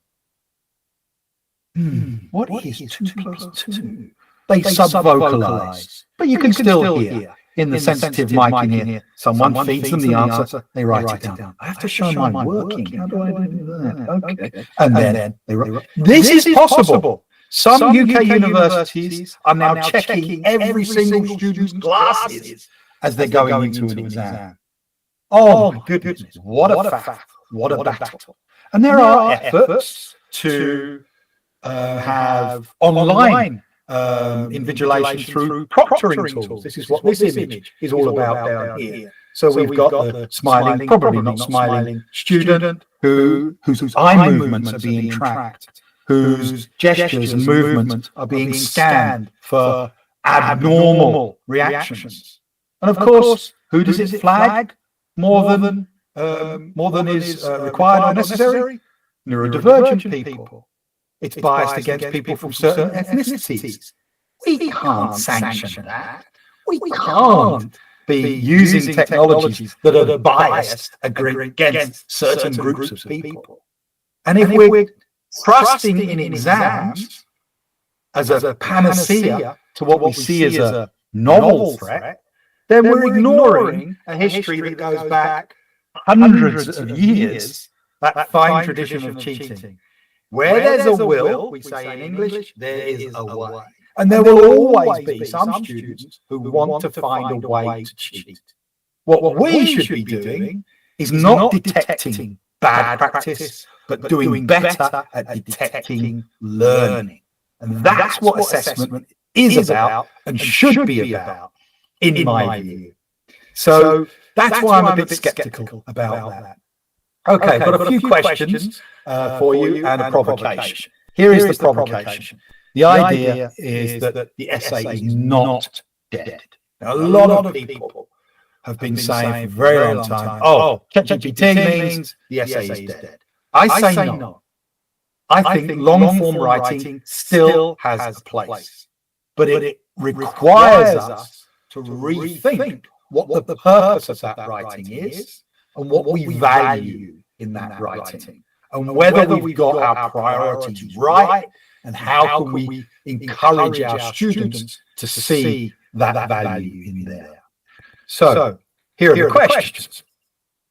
The first question is, what do we want our students to be able to know? Of course, this is a question, by the way, that I've stolen directly from Jane. Didn't need to feed this one into my glasses. This is one that Jane uses in her session, and it is absolutely spot on. What do we need our students to know, be, and do? And the know is fine, because we do that really, really well. Knowledge checking, multiple choices, facts, those kinds of assessments where the factual knowledge, the things you need to remember, are disproportionately weighted in assessments, at least in the UK. I don't know about your content, but certainly in the UK, where we're trying to assess the qualities of the person, the behaviours and the attitudes and the values and what sits inside. This is so much harder. So pretend that doesn't happen.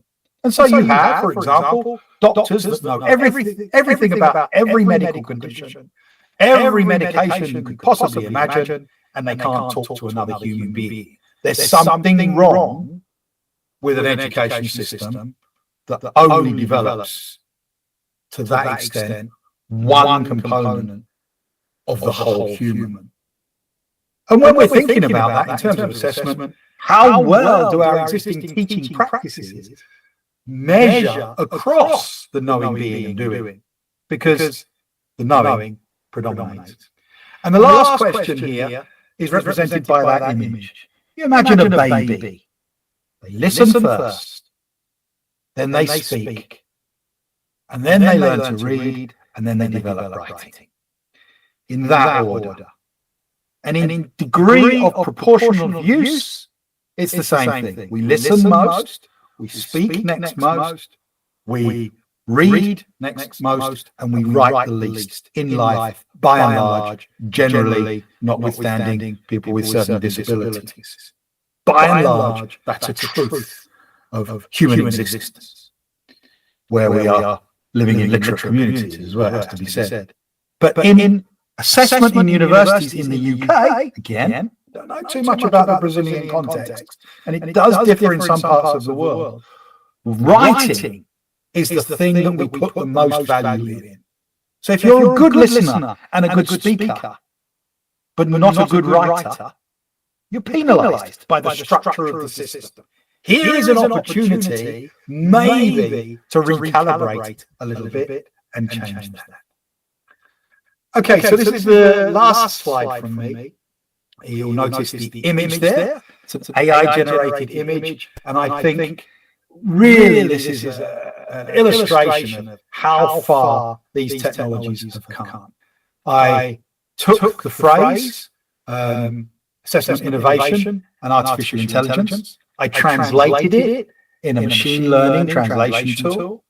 I took your logo, and then I put the logo into ChatGPT with the phrase that I translated, and I said, I want this to appear as if it's in the top left-hand corner of a computer monitor.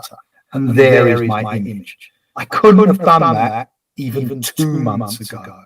The technology is moving on faster and faster. Anyway, AI as assessment innovation, these are some of the things that I think we should be doing more of. Jane might contradict me in a minute, but this is the kind of stuff that I think is important. Portuguese is a Latinate language, and so you probably know better than I do that the root of the word assessment, from Latin assidere, means to sit beside someone. That's the origin of the word, and it connotes that mentorship, that being together, that learning together. But actually, we've kind of lost that sense. And now it's about scrutiny and judgment and checking and looming over people and making sure with our tick boxes that they are doing the thing that they're supposed to be doing and knowing the stuff they are supposed to be knowing.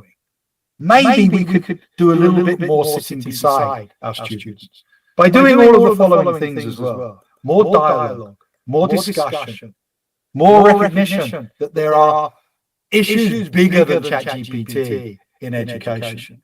What is our purpose of assessment? Can we make them more valid? Can we build more bridges? Can we knock down the guard towers? Build more trust? Instead of saying, I think you're all cheating, say, okay, how are you using these technologies? Let's see what works and what doesn't. What is your goal here? Why are you doing it in this way? Maybe that's a way forward. The stuff around process-focused and iterative assessment. So again and again and again over stages, Jane's going to talk more about. But above all, I think that we need to be more compassionate, not less, not more distrusting, but open channels for discussion and debate. Be more authentic so that they can be more authentic. Have more purpose, have more reason, explain the reasons for the assessments better. Because otherwise, we feel like we're jumping through hoops. The students feel like they are jumping through hoops. Performing for performing's sake, not because they can see the inherent value in things. So that's me. All I'm going to do now is press the arrow button and hand over to Jane. Thank you so much, Martin. I've just realised I think that you're going to have to share for me, aren't you? Which is going to be slightly problematic for showing the tool. But let's see how we go. Thanks, everybody. It's lovely to be here. I'm Martin's colleague, Jane Pearson. Also work in King's Academy with Martin. But I'm more focusing on the assessment side of things. So Martin's probably already told you he focuses more on the generative AI and educational innovation more holistically. I'm more of a boots on the ground person thinking about assessment and how we can potentially do assessment a little bit differently. My own research is around assessment and the process of assessment in particular. So although I'm interested in all aspects of assessment, including things like integrity and marking and moderation, I think for me, that thing that Martin's already mentioned is around the process of assessment, that what happens in the black box. And Martin showed a couple of pictures there around the idea of the black box. There was a really famous piece of work in education about 20 years ago by two King's researchers, actually, that talked about the fact that when we do education, we focus on two things. We focus on the input, which is what goes in, that's what we teach them. And then we focus on the output, what comes out, what we assess. But what we don't tend to focus on in education is what goes on in the middle. The black box, they called it, the black box of education. And from that, what started to come out was the idea of formative assessment and the idea that we need to be thinking about what goes on in those spaces. And that was picked up really, really well within mainstream education. It kind of it's pro forma within primary schools now, within secondary schools as well. Higher education, as usual, was quite late to the party on this. The idea that, as Martin's already said, we've got this culture, particularly in the UK, around we focus on our teaching, our content, our delivery, and we focus on the assessment and securing our assessment, so making sure our assessment design is good and with marking is fair and our moderation and all our rigorous procedures. But what we often forget is understanding what's going on in the middle and how students are working to produce that output. as well. So that's really what I'm going to focus a little bit on today. Before I do, and that's really what my research is around, but before I do that, I wanted to tell you a little bit more practically about some of the things that King's is doing. And Martin's already mentioned quite a lot of high-level strategic things that's going on at King's. Martin, sorry, because I came a little bit late. Did you mention the idea of the 4 levels of generative AI? Nope. Nope. I'll talk about that as well. Fantastic. So King's is at the moment in the middle of an institutional change project called TASK, or Transforming Assessment for Students at King's. And the real ethos, it's very nuts and bolts. It's not particularly innovative, if I say so myself. It's getting things right. But what it really does, the fundamental shift that it's making at King's is thinking about the idea of education and assessment at the program level. The level, so in the UK we have a program, a degree program. Students come to do engineering, they come to do informatics, and that's built up of course units, which in the UK we call modules. And what often happens is that there's a bit of a siloed approach by teachers to working on their modules. So everybody goes away and they get their own module, they get their own assessment design, and nobody ever really comes together to think about what's going on across the program. And the impact of that is that students come away with a really incoherent education program and a really different kind of, what often happens in that is we get over-assessment, we get too much assessment because everybody thinks every single learning outcome and point on their module is important, or we get not enough learning outcomes met. As Martin said, everybody goes for an exam because, for various reasons, but then other learning outcomes such as just the being and the doing don't tend to get assessed. So there's a number of kind of things that can lead to.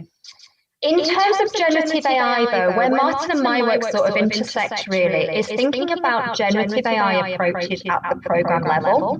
So there's been a lot of work done at the moment. There's being a lot of work done, at the moment by assessment researchers in the field thinking about program-led approaches to academic integrity. And that's actually not a new thing, really. So I've put on the slide this little Swiss cheese diagram model, which focuses on 4 main elements. The idea really is that a student should not be able to get through their degree program, their entire degree program, having cheated. They may be able to get through a module, they may be able to get through 2 modules, but they shouldn't be able to get through their entire degree program having committed some kind of academic misconduct. And the way that we address that is through what they call the Swiss cheese model. So you might be able to get through this hole here, but you're not going to get through, and you might get through these 2 holes. But and the way that we address this is thinking about the idea of culture, design, education, and enforcement. And we've talked a bit today about enforcement, the idea of our academic regulations, the idea of some of our punitive plagiarism policies. But that is only really, I'm not saying that those actually shouldn't exist. We do need regulations. But the other 3 are often kind of overlooked when we start to think about academic integrity. And we think we need to think about education, how we can educate students about good academic integrity. Because we often assume students know. And students from different socioeconomic backgrounds, students with certain neurodiversities, first-generation students whose parents have not been brought up in a higher education system, don't necessarily know the rules, the discourses of higher education, and what constitutes plagiarism. So thinking about that kind of education and scaffolding and helping them to actually make their way through their degree program without committing plagiarism, because it's not always about cheating. Sometimes it's just about mistakes. Design, thinking about the way that we design our systems and the way that we design our assessments in particular. If an assessment is just, here's a list of topics that I've taught you during this module, pick one of them. What's the student's incentive not to cheat there, really? And the idea being that if they can just outsource that essay, why almost would they not? So how can we have good assessment design that really stimulates students' motivation to learn?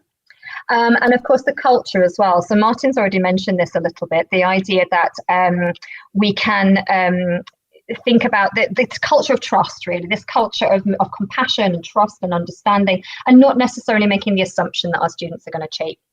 So this model, the Swiss cheese model, has really been kind of used analogously to thinking about generative AI.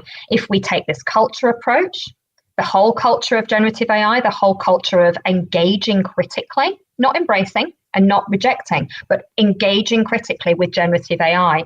The idea that we can design our assessments so they are motivating to students, so they don't necessarily want to just outsource them to AI, but also designing them in a way that maybe using AI is not actually that problematic. So if they're using AI in particular ways, they're bringing that into the assessment design, or at least it's not going to make your learning vulnerable if they're using it. And can we design assessments that doesn't matter if they use AI actually, because that's not what we're testing. Education around generative AI. So how do they use it? One of the key things that we're considering in the UK at the moment is employability of our students. And this idea that we don't engage with AI, or we reject it and we lock everything down, is going to do our students, our future students, a real disservice in terms of their employment, in terms of the labour market. And thinking about subjects like engineering and informatics, how that's actually going to be particularly AI is absolutely crucial to those subjects. And then, of course, thinking about enforcement. So where does it need to be locked down? There are subjects, there are modules, there are course units that students need to know. They just shouldn't be able to use ChatGPT. There are certain things, but it's and therefore, do we need to kind of secure the assessment? But where does that actually come in? And really critically engaging, like Martin's already suggested, critically engaging with the idea of where that needs to happen. I think it was Phil Dawson who said something recently about, we're not educating students for our past, we're educating them for their future. And I think that's really, really crucial to consider when we're starting to think about some of these ideas of engaging with generative AI. So I'm not sure if this is going to work, especially because poor Martin is in control of my slides, but I just wanted to show you an example, thank you so much, Martin, of a tool that we have developed at King's to help people start to make decisions around generative AI at the level of their program. So as part of TASK, we're having workshops with program leaders. We're bringing people together in almost quite an artificial way, because they just don't do that really. And again, I'm not sure if that's done at Sao Paulo, but generally at King's, that's not the cultural norm. And we're bringing people together and we're saying, as well as thinking about all the other issues that TASK is asking you to consider, how can you make decisions about the use of generative AI within your assessments at the program level? And what we'd really like to do is think about how people can take one assessment type and apply the levels of generative AI to their assessment types. So Martin's popped the levels of generative AI that we use at King's into the chat. But just to make that clear, so the levels of minimal, actually, Martin, maybe you could take over and tell them about the minimal levels, actually. Maybe that would be more useful, because you created this. Okay, yeah, thanks. So I've displayed them on the screen. Essentially what we've got are 4 suggested levels of use. It's not unproblematic, but at least it's a clear starting point. The biggest issue we found is that people want to make decisions based on their own opinions about this. And that is not going to work when you've got 2 lecturers working on the same module, teaching the same students, but having completely opposing views. So what we're trying to do, as Jane says, is get people to have at least agreement about the level that they think is appropriate, either across the whole program or within individual assessments. And here we've got minimal use. We don't say 0 use, because even in examinations, there are going to be certain AI functions or tools that may or may not be appropriate. Some people think we should have a 0 option, but actually I think that Jane and I are thinking more and more about what they're doing at Sydney University, which is to have secure and insecure assessments. But maybe we can say a little bit more about that later. But at King's, this is what we recommend. You decide whether one of these 4 is appropriate. Minimal, limited and selective use. So you define the use that you think is appropriate. Open use, where there are no specific restrictions, but students have to declare the extent and degree of use and be transparent about that. And the final level, which is embedded, where AI is actually itself part of the assessment in its design. This is somewhat challenging because we have to accommodate those students who may want to take a sort of conscientious objection approach to this. as we navigate this liminal space. I think this will be less of an issue as time goes on, but in computer science, for example, you might want to get people to use AI to generate some code and then find a non-AI solution to critique and debug that code, for example. So that would be an embedded version. So those are the 4 versions, and those are the decisions that are the starting point for the more nuanced and detailed decision at program level. Thanks, Martin. Are you okay to go back to the tree? That's brilliant. Thank you. So thinking about, I don't want to take you through this in detail. It's not my intention to kind of belabor the point by taking you through all. But the idea is that we start with the idea of, does it need to be secure? And there are 2 main reasons why an assessment would need to be secure or locked down, i.e. A Viva or an exam. And that is if there is an accredited body that absolutely says, so in the UK, we call them a PSRB, so Professional Regulatory Body. And some professional regulatory bodies, including our medical programs and some of our nursing programs, some of our dental programs, have said that there are some assessments which actually do need to be secure. So you can decide to secure the assessment in a couple of ways. And thinking about it, what we want people to think about is, how are you going to secure that assessment, and what is the feasibility and scalability of doing so? Because I think this comes into it. Of course, we'd all like to go back to invigilated exams. I'm sure we would. But is it actually a feasible thing to do? Do we have the space to do that? Do we have the space to give everybody an oral examination? Probably not in courses where we've got thousands of students, right? Can we set everybody up a Viva for every single assessment? Probably not. So what we're trying to do really, and you'll see there are only a few on the other side where we get, okay, yes, this should be locked down. But really, for anything that's not a PSRB and anything that's not facts, knowledge, process, we actually want people, we're kind of directing them down to the tree to think about going, eventually we get down to those 4 levels that Martin has just described. And what we're thinking about is one of those 3 or 4 uses should be used here: limited, open, and embedded. Okay.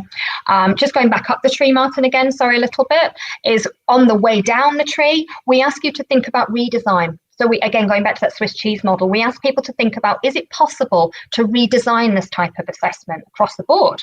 So you've got an essay. Can you do an essay in a different way across your program? If it's an essay, probably not actually, but therefore, is there a way to diversify? So you keep the essays on some part of the program, but actually in other areas of the program, you might want to change that assessment because it's not necessary, it's not working for you. So what we're trying to really think is about encouraging not only generative AI diversity, but also assessment diversity as well. And thinking about redesigning the assessment pattern as well as redesigning the assessment itself. Thanks, Martin. Do you want to go back to the slides? I'm so sorry to feel like I'm bossing you around. Thank you so much. I think the next slide, that's fantastic.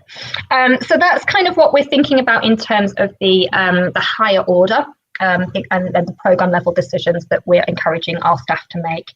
My own research is a little bit kind of lower order, shall we say, thinking about the types of assessments that might facilitate. I mean, Martin mentioned earlier the essay is not dead. And I think one of the reasons that we value writing, not necessarily essays just, but we value writing and coursework is because of writing is thinking and thinking is writing.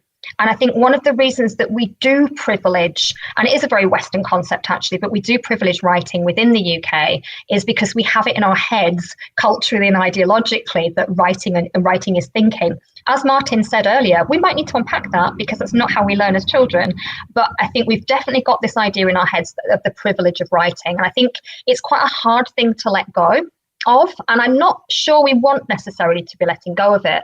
But going back to that idea of the black box, I think we do want to find out what is now the process of writing. And I think one of Martin's questions in the slide there was around that hybridization of writing and AI. So I'm really interested in what does the process of writing look like when it's hybridized or mixed with machines. And is that, what are the affordances? What are the benefits of that for students? Not just in their assessments, but I mean longer term. And what are some of the problems of that as well? And are there any problems and challenges? So about a decade ago, I designed an assessment for my PhD called a process folio. And at that time, I was really interested in agency. So I was interested in assessment as a social structure, assessment as a tool of power, and assessment as a tool of oppression. I'm a lot less radical these days, but that's really where I came from. No, I'm not, okay. But that's where I came from with the idea of what assessment, because assessment can be really problematic and assessment isn't neutral. And what I really wanted to focus on was the way that students could tell me about their assessment journeys and their assessment processes in a way that felt real to them. But in doing this as well, I started to focus on metacognition, and I started to focus on how students showing their process of writing was actually facilitating their understanding of writing itself, but of the learning process. And we came up with some very, very interesting results. So I'm working on a project at the moment which updates that process folio idea to thinking about how we can use this in the age of generative AI. So I'd really like your opinions on this, I guess, because I'm just, I've been working on this for a little while now. So a process folio is a folio. It's not a portfolio. I think in engineering, you talk a lot about portfolios, and they're usually holistic pieces of work, usually sometimes showing the process of creating something. But if we're transposing this to writing, it's very, very similar. The idea that students produce a piece of work which documents their journey of writing, and it's submitted at the same time as that product. So they write the product and they submit the folio, the collection of how they've, again, very, very similar to what happens in engineering, at least in the UK. The students select what they put in it and how they order the artifacts. But crucially, the order should depict their process. So the order that they put those artifacts in is actually really, really important. And then the choices of artifacts are justified with a short reflection. This can be written, can be an essay if they want it to be. It can be bullet points, it can be a table, it could be a video and a sound clip. A couple of years ago, I've had people doing TikTok videos, which is actually quite nice. Spoken words or podcast sound clips, that kind of thing. So we're not privileging the writing about writing, because again, I'm worried around neurodiversity, and I don't want to get too meta. So if people want to express themselves in a different medium, then that's really more than welcome as part of this folio.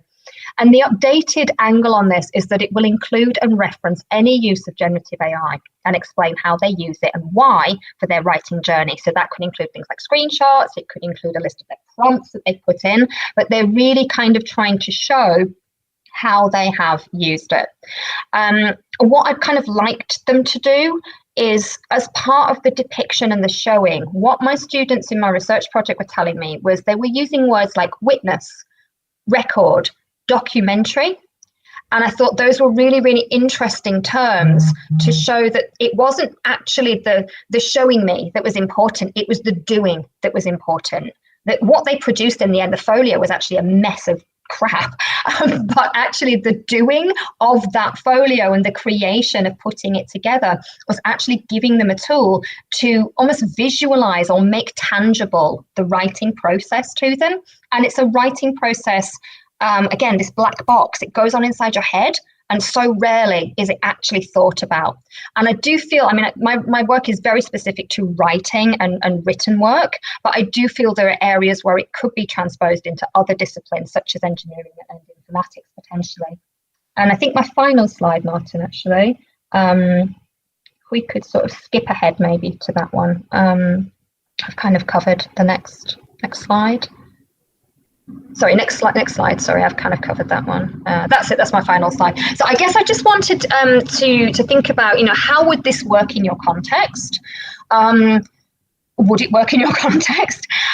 What assessments would it be more suitable as an accompaniment to? I think one of the things that I'm really, really very adamant about is that this is not an assessment in itself. It should not be graded. I think grazing it potentially makes it lose that agentic ethos and that metacognitive ethos. Part of the problem, I think, with asking students to show their workings out with generative AI is that, well, there's two things. Whenever you ask students to show something or depict something for an assessment, it becomes performative. And that is not necessarily a problem if the performance is a real depiction of what they've actually done. But one thing I'm concerned about is again, coming back to the idea of Martin's culture and compassion and academic integrity, if we don't have our policies clear And if students are confused about what is okay and what is not okay, students are going to lie to us about their process. They are going to fake their process. And what is the point of that, really? I mean, is this potentially a deterrent to people using a generative AI? I don't think that's the ethos. I think the idea is that we want students to show how they're using AI, how they are bringing AI into their processes of doing assessment. What supporting technologies are appropriate as well. So like a decade ago, I literally had people hand in folders, and I've updated that more to Microsoft SharePoint, potentially using other portfolio education technology tools. How do we develop rubrics and grading schemes? I think that's incredibly important. So although we may not want to, I really don't think we want to be grading it, I think it is important to help students understand what it is we're looking for. So do we want to have a rubric, or do we want to just leave it completely wide open to the students? And there are pros and cons of doing that. Some students can go quite awry. Also thinking about our workload as well. So do we want every single student to produce, 25,000 artifacts that we then have to go through? And the crucial point for me really is the scalable with larger cohorts. I know in some of your courses you have hundreds of thousands of students. How scalable would this be? Is it better perhaps as a formative assessment? How much of your workload is it going to be increasing? I mean, I've always argued when people talk to me about workload that actually if you are integrating formative assessment and talking about the process with your students and actually helping them to do writing within the classroom, then there really shouldn't be any extra workload because you've already seen a lot of what they've done. But in reality, I know that's not the case, and I know that's not how we teach in higher education. So there's that to factor in.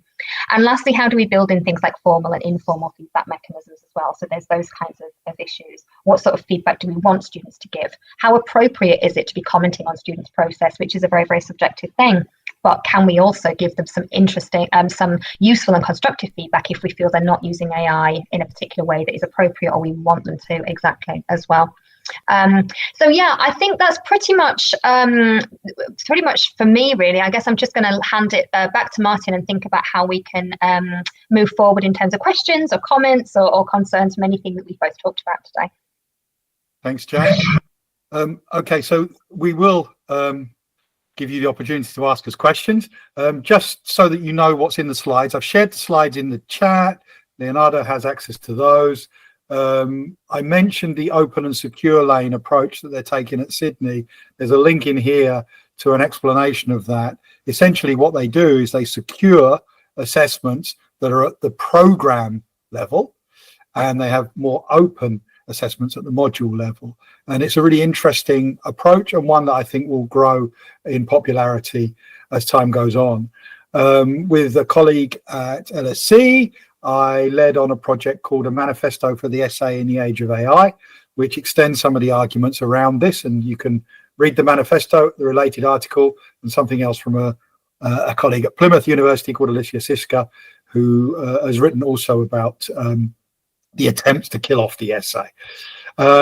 This work from Sarah Eaton, I think, is fantastic.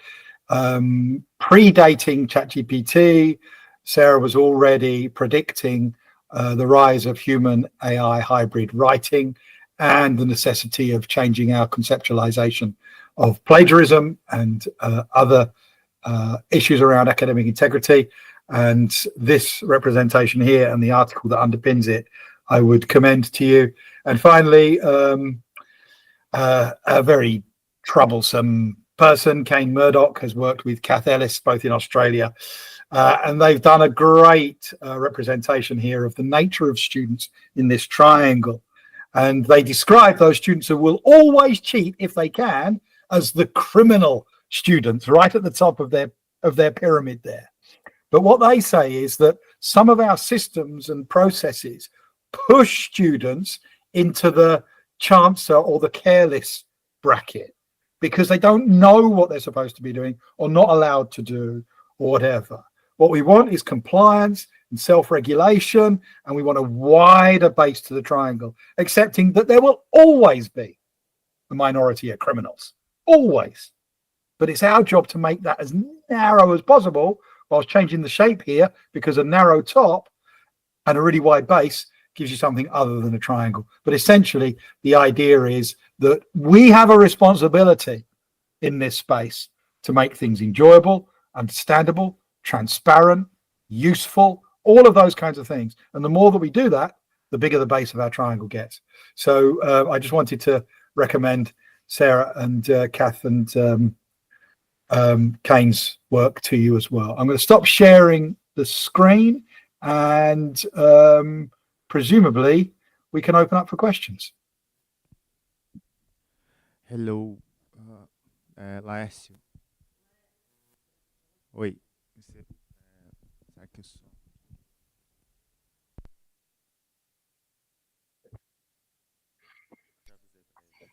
Oi, agora sim. Janie and Martin, can you hear us? Yep. Oh, that's great. Amazing. So the echo is gone. We lost some people, but anyhow, technical issues. Thank you very much both for the presentation. It was really, I was really surprised to see some new things there, and it was really nice to see. It was a very rich presentation. We really, really enjoyed it. Thank you very much. So let's open up for questions. Anyone? Okay, good. And just a comment, it was really nice to see some of the things. We took your guidance and your advice, and we brought students before to talk about their experience using AI. And some of the things you mentioned, for example, the level of AI that we'll embed, if you want to embed in our modules. We had some students voicing that they were not comfortable using it because of ethical aspects and etc. So, and there was also questions about assessment and how some module leaders were using AI or not using AI to check their exercises and etc. So everything is kind of really aligned, and it was a really nice conjunction, I would say. So thank you. Hi, I'm Marcelo Seckler. I'm in the undergraduate commission of Polytechnic School. Thank you very much for the very nice presentation. I think you gave a lot of food for thought. We have this year a new curriculum for all engineering programs in the Polytechnic School. So we are pretty much involved with this problem of developing culture with these new innovations in education in general, and in particular now starting with artificial intelligence. So you gave lots of things to think about, and I think it's very, very important. Thank you very much. I think it's very important that you stress that only a small part of students are the criminals that cheat, and that we have to consider our students we consider our colleagues, and with dignity. And I think it's a very important message. And my question goes about the role of education. How do you do that? And that you bring students to cheat less and to develop a culture with students that is favorable to using AI properly. This is the message I understood, right? And this is done with education. So, but this means you need more contact with students and more. And how do you solve that in terms of number of faculty per student, right? That's and the same holds for assessments. How I think you mentioned in a few times that you need multiple assessments, different types of assessments. So you need more supervision or more. I don't know how do you address this issue, this economic issue, let's say. Shall I start, Jane? Just a quick response. You're right. It's a massive tension. It's a massive issue. When I was at school, my English teacher taught me a lesson that I have always remembered, and that is when it comes to debate and argument, there are legitimate strategies for argument and illegitimate strategies for argument. And she said that a plea to tradition, we've always done it that way, is not an argument. And similarly, a plea to cost is not an argument. It's a reason, but it's not an argument. It's not why you shouldn't, it's why you can't. And that's always taught me to distinguish in my thinking between reasons why it may be impossible, but not necessarily a reason why we shouldn't do this. If we establish first what we should be doing, then we do everything that we can to work towards that, if that is the right way forward. And the problem with education, particularly with massified education, is we've lost sight of the purpose and the goals, and we end up with these inherent tensions in the policies of our institutions. In the UK, every university has a student support and participation plan, and a widening participation plan, and an accessibility and disability support plan, and then we go and do education the same way for all of them. So which one do we want? And too long, the tension has erred towards favouring the economic reasons not to, not the pedagogic reasons why we should. So that's the first thing, and I think we need to push that up the agenda a little bit more, first of all. So that's the political thing, that's the cultural thing, and all of that. Practically speaking, though, what I was thinking when you were talking is something like the opposite of the Swiss cheese model that Jane showed, where you have multiple bombarded approaches to this that all are dedicated towards chipping away at the cultural and the systemic infrastructure that is preventing people from moving to this new position. This is about culture change, and it's about, we can draw on theories of change. What are the impediments? What are the things that make for agency in this space? And we do end up in situations where we say, well, I've got 100 students. What am I supposed to do? Peer learning, digital solutions, maybe even AI avatar availability 24/7, using the technologies themselves, but finding ways to spread the load across communities as well. Because you find, Jane hinted at this in her presentation, you find that we have program teams. So on a course that students are on, and students, remember, identify with a program or a course, whatever your language is or preferred language for that is. What are you studying? They don't say, I'm studying this module or this. They say, I'm studying this degree program. And yet, many of those people working together do not come together and work out who's doing what. So we're doubling up and we're doing additional labor. If we could be more strategic and coherent and thoughtful at program level, then actually, maybe we can chip away in lots of multiple different ways and do these things. One person on the program takes responsibility for doing some work around AI literacy. One person on a program takes responsibility for metacognitive approaches to teaching, learning, assessment. One person on a program takes responsibility for organizing research clusters or action research study groups or whatever. That kind of thing. Sensible approaches that for a long time, the organization of our education has chipped away our ability to do that. If we can go back to that, then we can maybe find some more of that time that we think that we don't have. So that's a possibility. And I know it's aspirational and out there, but I think multiple strategies, chipping away and being positive and believing and having hope in a desperate world where everything seems to be going wrong at the moment. Still hold on to that hope. Jane, I don't know if you've got things to add to that. Nothing. No, you've covered it all, really. Yeah, just to reiterate that program approach, I think it's about where judiciously you can bring in this kind of support and scaffolding for your students across the program. So not every single program is banging on about AI. Ultimately, we're not teaching AI. Some of you may be actually, but we're not teaching generative AI in every single module. But we are thinking about judiciously where across the program it needs to be. That support needs to be done, and we're not embedding it within every program. But again, that AI generative decision making tool thingy that I showed you, the idea is across a program you look at your assessments and you think about where should it be included, where can it be embedded. And I think if it is embedded, then there is a responsibility to teach it. You have to be able to teach students the skills that they need to do the exam, and if AI is one of them, because one of my slight concerns is digital inequities. and the assumptions that we make sometimes of our students. Not everybody is using generative AI. I would say a lot of them are, but not everybody is.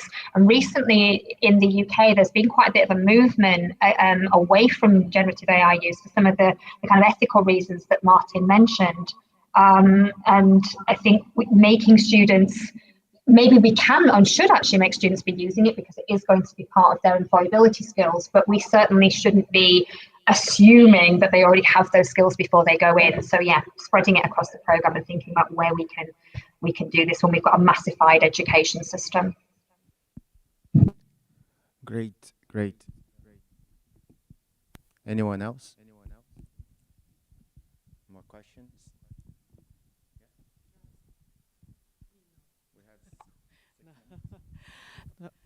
Hi. Hi, I'm Ana Rosa. How are you? Thank you for the talk. It was really amazing to hear you. And Jane said something related to whenever we have our policies of use well-defined, this will help students to not being confused, and maybe they can use it in a better way. Is that so? Because the point is that here, we didn't have already an established policy for using AI. And then may you share that decision tree with us? Oh, that it will be very, very nice because we need to start from some point. Perfect. And I think that it will be very helpful for us to start to think about using and think about defining something, some way for use, to support the use or something like that. Thank you very much. Thanks, Anna. No, Martin, you've popped in the chat. Unfortunately, that link won't allow people, because it's my personal Canva. What I will do is, Leonardo, if it's okay with you, I could share the PDF version, if that's okay, because the PDF version is, or the PNG version, or JPEG or whatever, and that would allow you potentially to make changes if you wanted to, or transpose it to something. I could even copy a Canva. I'll figure out some way of sharing it with you.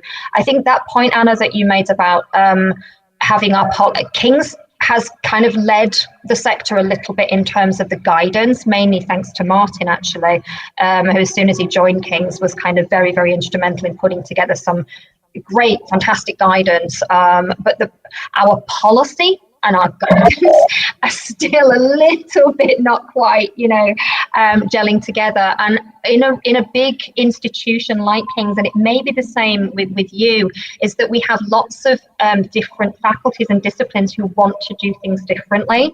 So having a whole college policy about generative AI is we're still finding that a little bit tricky. So I do feel your pain with this one. And I think we've got so much guidance at King's, not just from Martin, but from other people and examples of good practice in AI. But there's still an inconsistency in the way that, again, because of this modular approach rather than a whole degree program approach, that each individual module leader is making a decision. So a student who's taking 4 modules per semester is having 4 different policies to get used to based on what the module leader's saying. So what the tool is trying to really do is get people to make that decision at the program level. So it's not policy as such, but it's certainly a tool to help people make those decisions and be consistent across a program, almost in the absence of a policy, if I'm honest. Great. Thank you both. I think what you mentioned now, Jane, is a really important maybe lesson that we can pass to São Paulo, that the policy, it needs to be a live thing, right? It's a live document, it's a live process. And when we were talking before about the talk,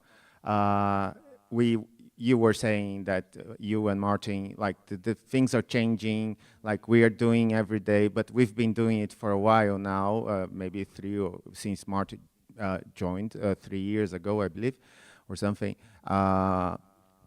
But I think this is one thing that we can pass to São Paulo here, that it's going to be a live thing. It's not that just creating a policy, things will be all right, and they don't need to think about everything now. It's just a case of start walking and moving a bit. Keep walking, yeah, or baby steps. Can I just add one thing? A number of other universities have used our guidance as the basis of their own. And we're very happy for people to do that with acknowledgement. So if you wanted not to start from scratch and you wanted to develop comprehensive guidance for the whole institution, then maybe you could translate and adapt and edit work that went in by committee, collaborative work that went into the King's AI guidance. We'd be more than happy for you to do that. Amazing. Thank you both very much. We will go on a break now, and I'll see you back in London next week, hopefully. Cheers. All the very best. Cheers. Bye. Thank you so much. Lovely to meet you all. Have a lovely evening. Obrigado. Obrigado. Ciao. Ciao. Tem um coffee. Na verdade, é um coffee almoço ali, ó, do lado, do ladinho para vocês. 15 minutos, porque daí voltamos para Caitlin. Caitlin, ok. Desculpem os problemas técnicos.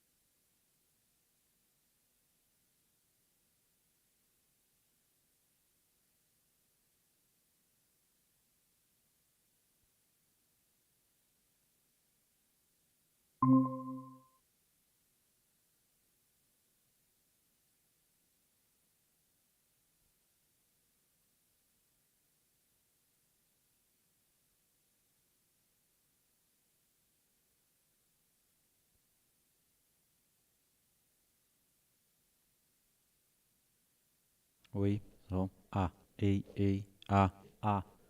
Oi, ei.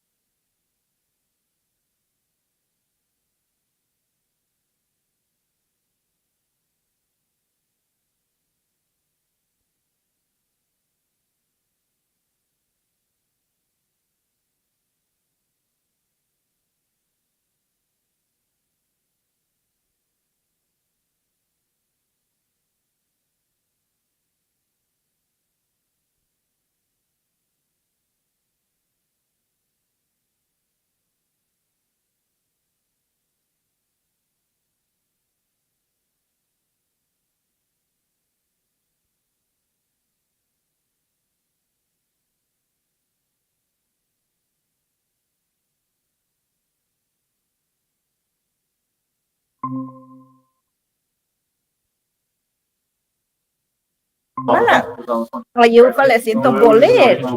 Hello, Caitlin.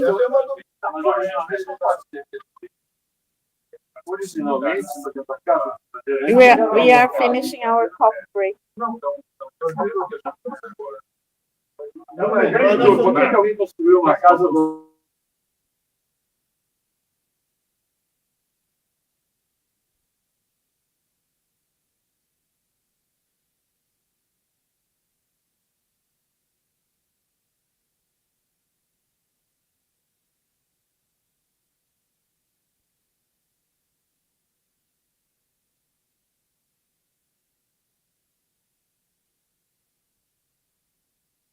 Hello, we are going in.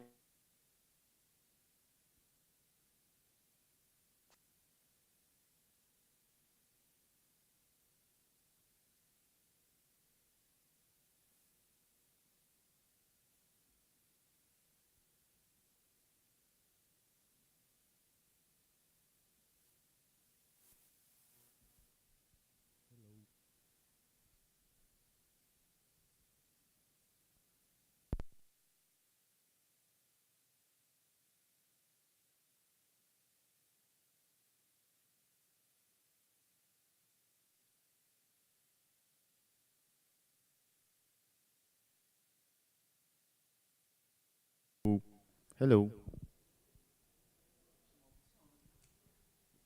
Sim. Show.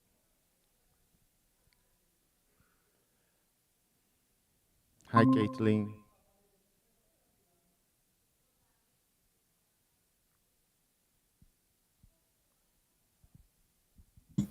Hello. Oh, great, great, great, great.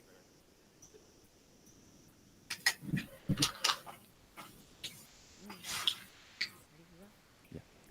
Hi, Caitlin. Just yeah. Okay. Cool. So, Caitlin, thank you for joining us. As usual, we are in Brazil and we are 5 minutes or a bit more late. We were in a break, and people are just coming back. We had a very interesting morning with students talking to us about their use of AI. And then Martin and Jane, they talked about assessment, innovation, and AI. Please come on in. And we are live and probably back as well on YouTube. And I will introduce you, and then we can start. Okay, I'm just trying to.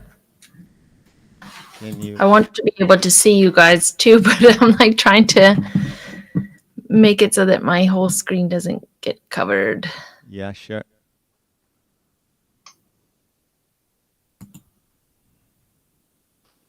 I wonder if I can.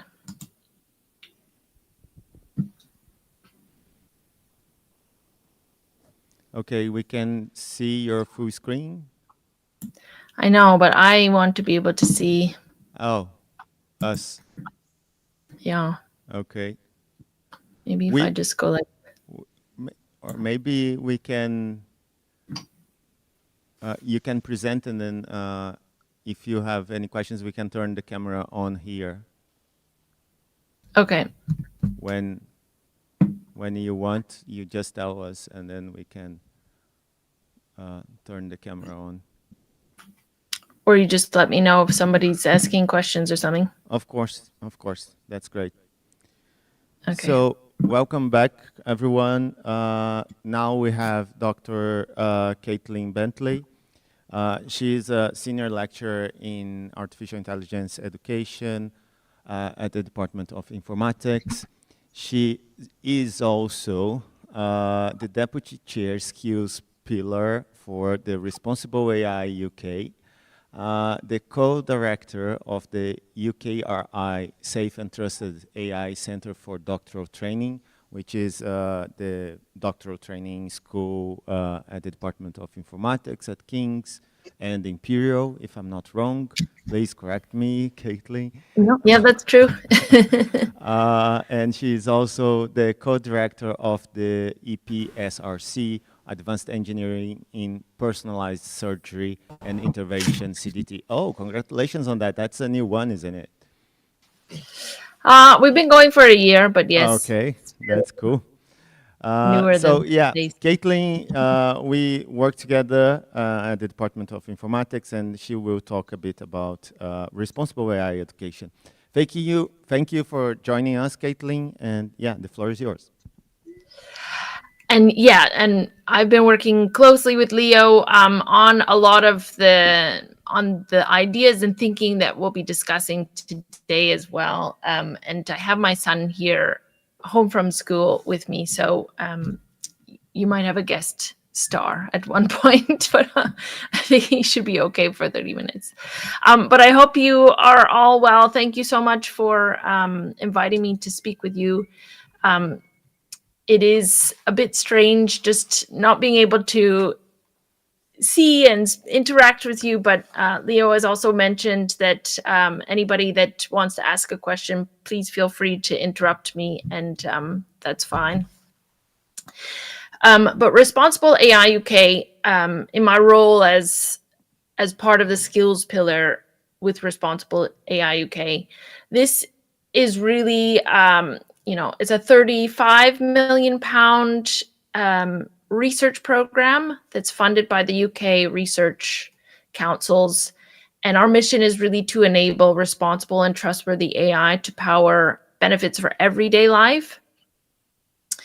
And our approach is really centered on systems-based approaches to evaluate not just, technology itself or to create technology itself that's responsible and trustworthy, but to evaluate the wider implications of AI deployment into complex human and AI systems. And so for me, education is a prime example of one of these complex systems that is, grappling with what to do about the disruption that we're seeing with generative AI and other AI technologies as well. And I just wanted to start first by talking a bit about, from my view, in terms of, where in AI education research we tend to see the focus on in education. So to me, it's really technology centered, as in what can technology do, or what can AI do for education, or what problems is it causing as well. But across all of these discourses around the various types of technology that are popular from an AI perspective, a lot of these technologies are framed in terms of an individual learner and the benefits that these technologies can bring to that learner through personalization or customization or tutoring or things like that. And we often see that it's very, it presents AI as a big opportunity, it's beneficial. And then I think, today we're really here to talk about AI policy, because we're seeing that it's not always beneficial, but it's challenging. It's challenging our institutions and our education approaches. And so we have to look at some of these blind spots when we're thinking about AI in education. And the first blind spot that we're increasingly seeing and trying to understand better is around de-skilling. There have been some interesting studies recently about, students performing better with AI assistance in general, like in terms of when given a task to give feedback across a variety of disciplines, students generally gave better feedback when they used AI assistance, even if they were given self-regulated learning strategies to develop the same type of feedback skills. That sort of indicates that dependence on AI is possible and likely. We also see a big focus on educators using AI to make lesson planning more efficient, taking away the burden of marking or things like that. And a lot of this type of work is seen as admin work instead of it being core to our educational practice, our professional identity, or ways that we develop ourselves or relate to our students. And so there is that tension emerging as well in terms from an educator's perspective. And then in my own research, I'm researching de-skilling in terms of when professionals start to work with AI increasingly or more and more, and they move from maybe an active role where they're doing something to more of a monitoring role where they're monitoring AI agents, then we're seeing that professionals can lose their critical reasoning abilities. And when something that happens that they need to respond to, they're not able to in the way that we'd like them to be. The other area of concern or blind spot is really around surveillance capitalism or the surveillance state, depending on which part of the world you're in. I see a lot of this type of argument where we'll soon be able to use artificial intelligence to understand more about who we are, our passions, our curiosity, our unique competencies. When we have our highest concentration and productivity, when we're happy, when we're emotionally out of control. This data and information is important for us to continue lifelong learning towards its various purposes. In the near future, most of us will have a virtual personal assistant to help us grow intellectually, emotionally, and physically. And in addition, we'll have more chances to meet with people who have similar passions and expertise due to efficient matchings made by an AI system, which is based on our personal data. And to me, this is a picture that presents, this AI that has your best interests at heart, maybe, but it would really depend on having a lot of information about you that, may not always be secure or under your own ownership or things like that. And so we have to ask, is this really what we want AI to be able to do for us? And how much are we willing to give up from our own autonomy or rights or freedoms to be able to have this? And I remember these types of discussions from like 2006 when we saw hashtags for the first time and, oh, look, we can meet people with similar interests through hashtags. And we're all going to be able to connect easier because of it. And, we saw how Twitter sort of changed in terms of moving away from hashtags as a way of collaborating and finding collaborators more towards, getting recognized or attention. And then, of course, I'm sure we're all aware that there are other fundamental impacts of AI when it comes to education that maybe we talk less about in the scope of education or AI policy within education, but are still incredibly important. And I think especially so from an engineering perspective, because it deals with some of the most fundamental problems that we have to tackle around energy and water use, labor injustices, marginalization, discrimination, misinformation, and again, especially for Brazil, the cultural homogenization that we're seeing because of the fact that everything is being, all of these models are being trained on English, English data primarily. and what that does to national sovereignty or culture.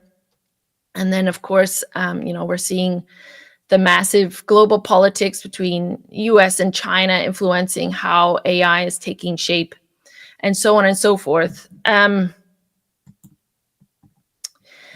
so that, for these reasons, looking at the benefits and the risks and the fundamental impacts of AI on our lives and society is so important to look at together. Like, we can't just focus on the benefits or risks for learning or education without also considering those deeper, more important and fundamental impacts on our lives and society, because this is our future, right? And so what Leo and I have been developing is this empowerment-based approach to AI, which is really about ensuring that this systems-based approach is tackling AI in a way that enables our learners, our educators, our schools and colleges, our governments,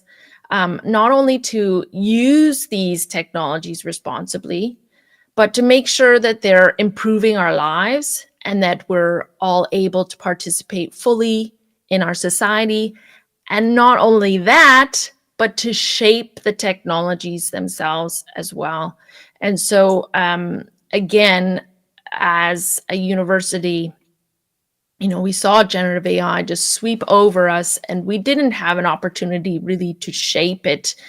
We just ended up with a tool that we either had to decide if we want to adopt or not. And so we need to step back a minute and think about what it is that we need to do as a whole sector to ensure that the technologies that are being developed are good for learning and education, not just what is available.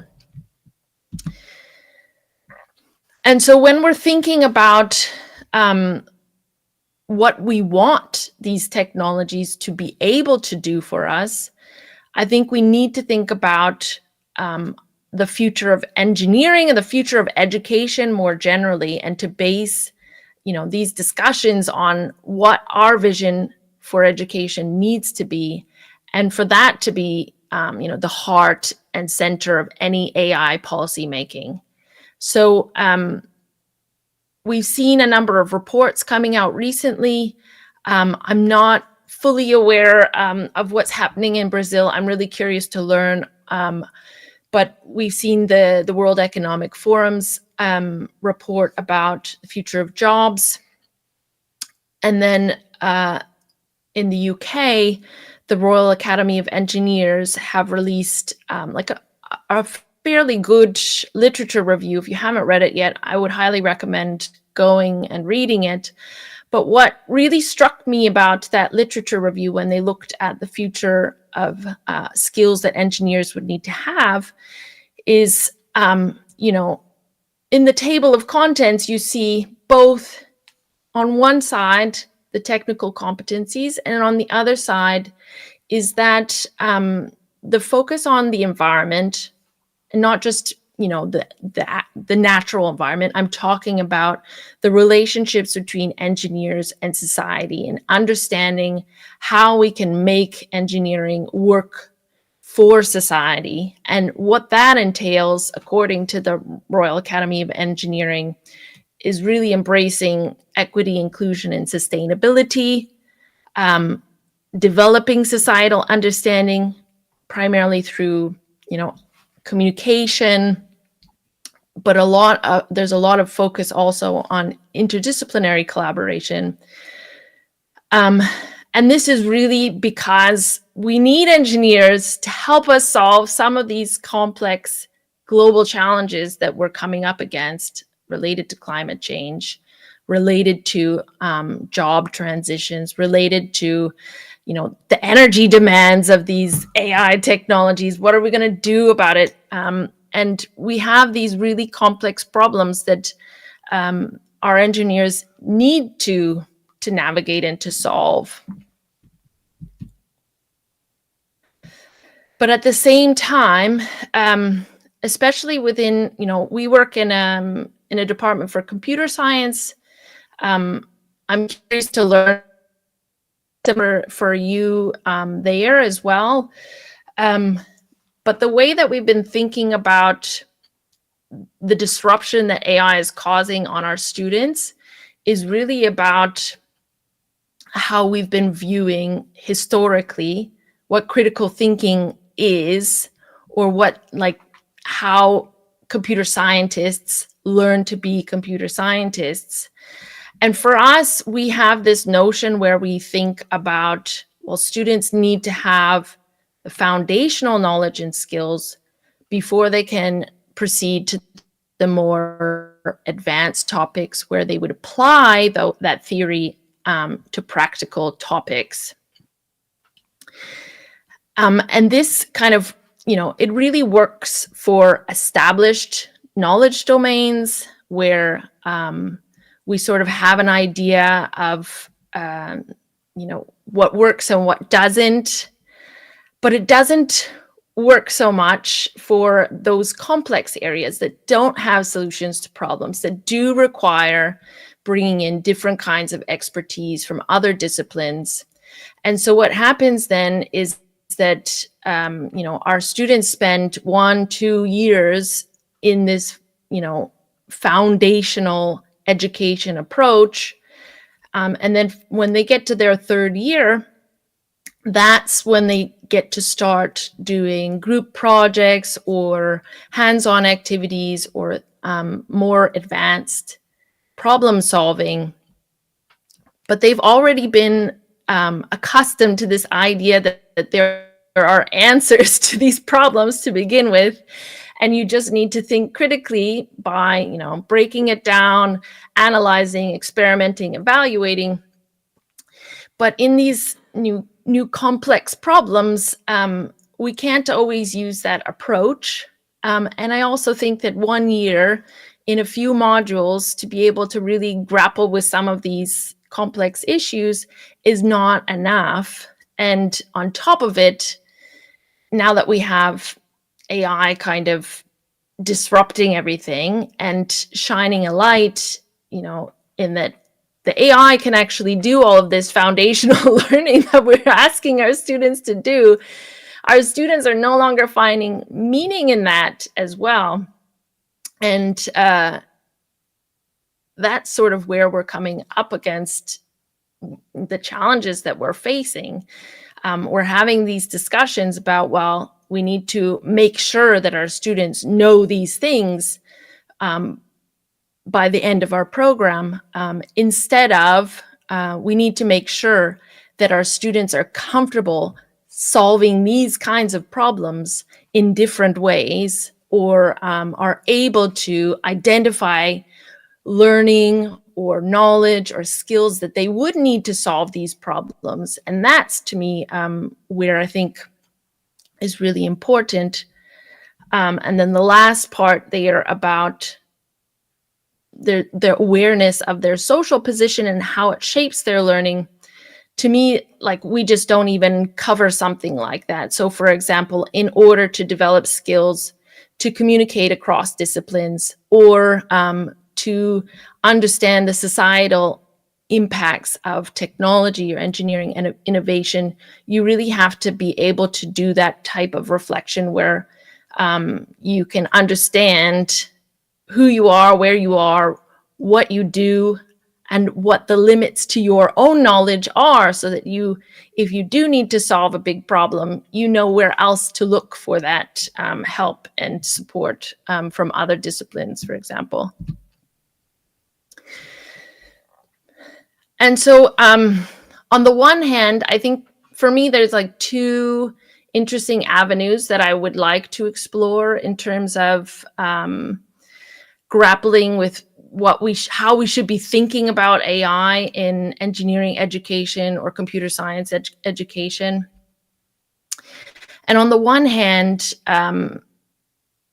given that AI can currently do fairly well all of the foundational knowledge that we are, cracking our heads against the wall trying to get our students to learn without AI, why don't we instead think about, well, what can our students do with AI, given that they are going to be using these tools in their practice to solve more complex problems? And it turns out for me, like in 2006, this is when I first started learning about cognitive tools. These are like decades old research that have been exploring this idea of like what, how technologies, anything from writing to, computers, books, pens, what have you, how these cognitive tools, shape the way that we think, how we develop concepts, and enhance what we can do essentially, as well as facilitate the way that we learn and problem solve. And I think this area, given that it's been researched for decades, I think we should really look back to what they have found overall. And a few things that really strike me from that body of knowledge is really about, for these cognitive tools to be, for any kind of cognitive tool to be effective for learning, not only the individual, like as a person, but their relationships with their environment, their motivations for using those tools and for learning in general, like why they want to learn, why they want to do something, why they want to address a problem, is really important for it to be effective for their learning. And then the other interesting things that I've found from that body of knowledge is just that, we keep having these discussions about whether students won't learn what they need to learn if they rely too much on these tools. But the cognitive tools literature really kind of breaks that down a bit and looks at it in a more nuanced way.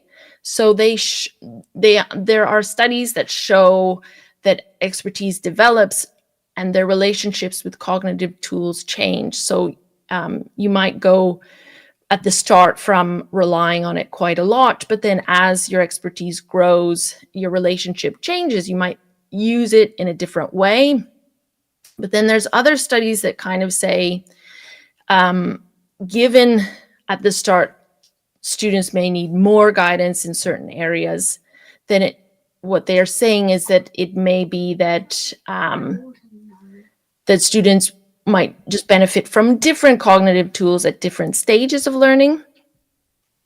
And also Vygotsky, the way that he had framed cognitive tools as technical and psychological cognitive tools is also really important for me, I think, because from the technical standpoint, he's thinking about cognitive tools or AI, for example, as a way that engineering students could practice engineering, whereas a psychological cognitive tool is more about, the inward or the metacognitive aspects of learning. So thinking about motivation, thinking about goals and strategies and what it means for the learner. And that reflection aspect comes into it then, which I was arguing we are missing.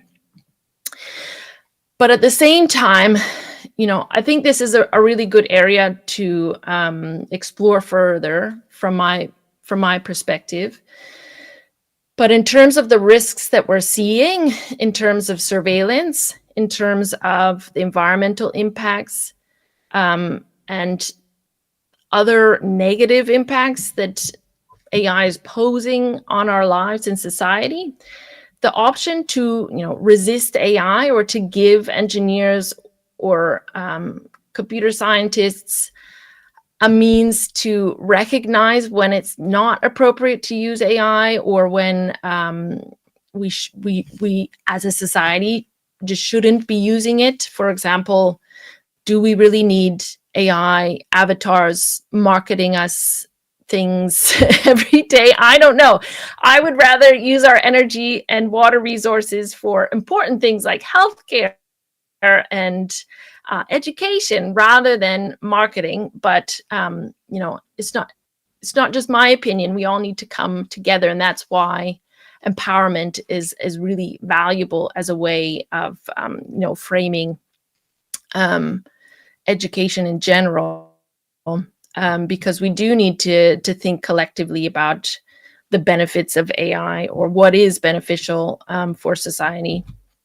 And so that's really where our work around the framework for responsible AI education comes to play, because it does explicitly promote social justice and equity through dialogue and participation, inquiry-based approach. So again, can we put problem solving, like this is what engineers do. The engineers are pragmatic problem solvers.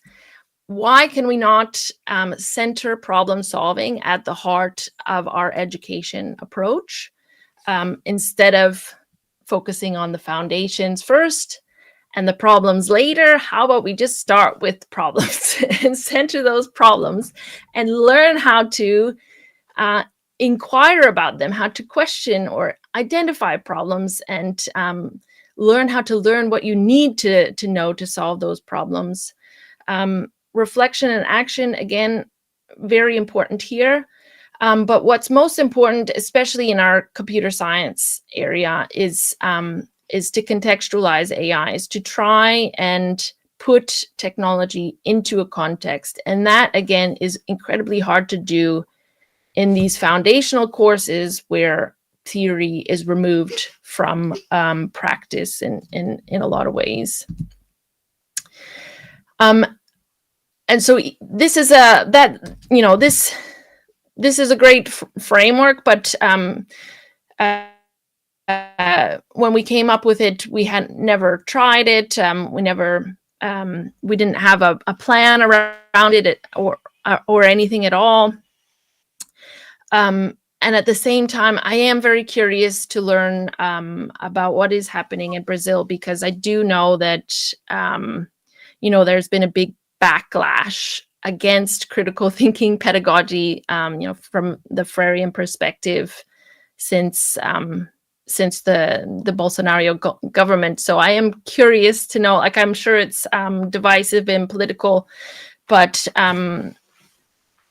I am wondering how we can bring critical thinking back into education.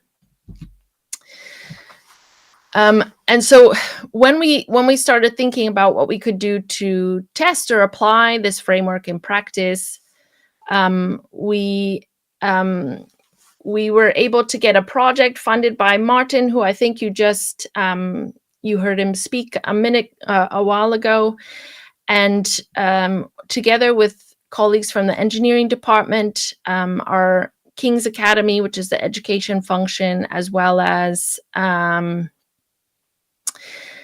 our public global health department, digital humanities, as well as students from these departments as well. We came together and we wanted to design some learning that uses that framework, but that teaches about AI and its impacts on society and our lives. And with AI, focusing kind of on this problem-based, like the complex problem approach, and what we can do together collectively, across those disciplines, to start working towards an education model that takes account for AI, that AI will be integrated, but that tries to get our students to take responsibility for when and why and how it is used for learning. And so we initially did a series of workshops just with the research team to design initial activities. And then we tested these workshops with 22 students from across different faculties at King's College. And in order to bring all those disciplines across, we picked a complex theme, the theme of extreme heat, as like a thematic focus, so that we could, help students connect with each other across a sustainability challenge that also intersects with AI specifically. And so we created a number of different activities, and I'm more than happy to share the resources if you want to try out these activities with your students as well. But we organized a number of group activities to explore extreme heat and develop critical question asking abilities, communicating across disciplines, and critically reflecting on AI through the activities. And what we found was that, from the students' perspective, this cross-disciplinary collaboration was probably the most enjoyable for the students. They often were wary about it when coming in, and by the end of it, it was usually their favorite thing that came out of it. But for me, the most interesting thing was the evolution that happened. Like initially, we asked each group to explore an extreme heat theme, like health or water or food security, things like that.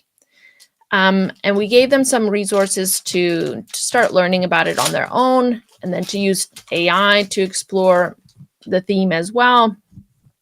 And then we started asking them, we asked them to develop questions to investigate that theme further on their own. And that's sort of where you see the little post-it notes, and they start developing questions on their own. They were able to use AI for that as well, to help them if they wanted, or to give them ideas. But then we asked them to talk to each other and to pick one question that they wanted to explore for the rest of the day. And that's really where I thought was the most interesting part of these activities, was through that discussion in their groups, the simple, narrow questions that usually focused on their own disciplinary perspective. Once they started trying to come up with a common question, you would see more equity, AI questioning, integrated sustainability, politics, things like that that are more complex, that one discipline could not answer on their own. And this, I believe, AI simply cannot replace at the moment either. So I think at the same time, by using AI, especially in this contextualized way, so asking about food security in developing countries or things like that, the students immediately would recognize biases and the limitations of the responses in AI. And these workshops were done when Gen AI was still quite new. It was excited, so they hadn't had a lot of experience using it yet. So that was quite a significant learning for them when they did recognize, oh, well, these answers are quite limited, so I really shouldn't rely on them. But we also used image generators to create pictures of potential stakeholders, things like that, which also helped them reflect on energy costs of using it. And a lot of them just felt, we don't need to use these tools for our learning. It doesn't benefit us that much. And through these kinds of reflections, we had some good learning about AI in their learning, as well as about AI in the context of sustainability. At the same time, you know, there was kind of a risk that because it was so new, everybody was so excited about it, the discussion around AI tended to overshadow what we really wanted them to learn around education for sustainability. But I think, you know, it was a good first step, and we have recommendations to build out that sustainability reflection further. And that at the same time, when I reflect back on what we were asking the students to do there, it was like a day. Some of the students found it quite easy to engage in the critical reflection, especially when it involves reflecting on their own identities or their own disciplinary perspective. But for other disciplines, and again, primarily in my own, in the computer science as well, it's a lot harder to teach our students those kinds of skills. They're less comfortable with it, and it may take longer. So like an afternoon was clearly not enough. And given that, I think, especially when we look at you know, guidance provided by UNESCO, that this positionality matrix, which is communicating what professionals should be thinking about in terms of their own, like what they should reflect on as a professional. I don't think it resonates with computer scientists or engineers if we were to ask them to reflect on these things. I think if you were to ask my computer students to identify their institutional frame or what their institutional context is, or an authority structure within your project team, I think they would just look at me like I have horns growing out of my head. So the last part of my talk are just, this is a forthcoming paper that I have as well, which just introduces 3 different reflection methods that I first developed in my PhD thesis, but now that I'm adapting it for teaching to technologists, and there's kind of structured methods that help step through reflection in a way that's, I guess, systematic, less fuzzy words, and at the same time creative modeling techniques that that can support students to develop these reflection skills. I think I'll end there. Did I go too long? Sorry, I think I did.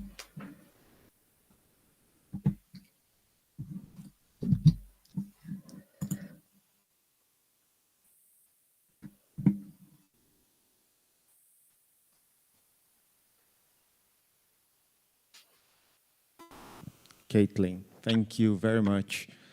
You didn't run over. It was great to hear you and your research.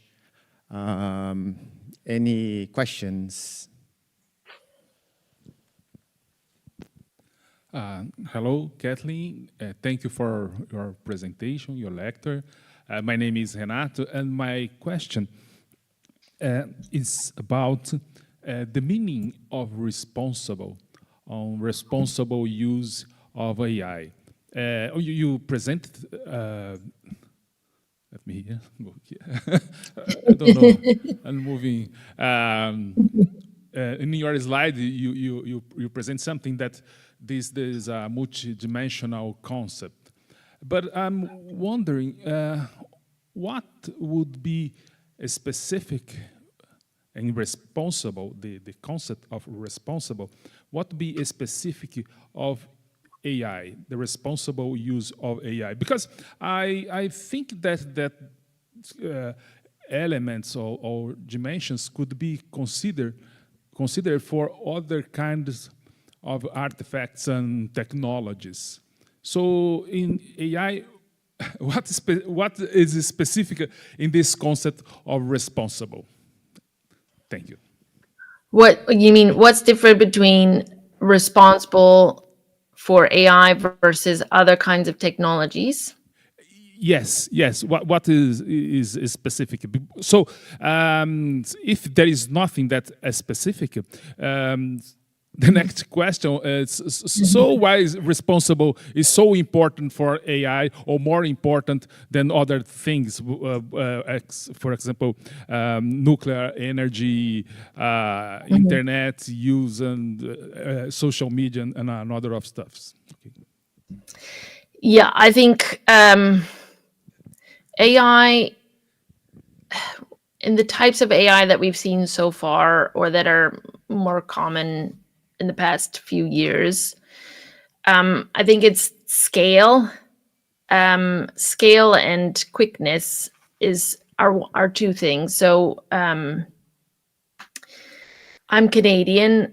I just saw in our recent elections a huge shift in a matter of weeks of the 18 to 24-year-old vote towards the Conservative. And my belief is that is largely due to misinformation or disinformation circulating via social media.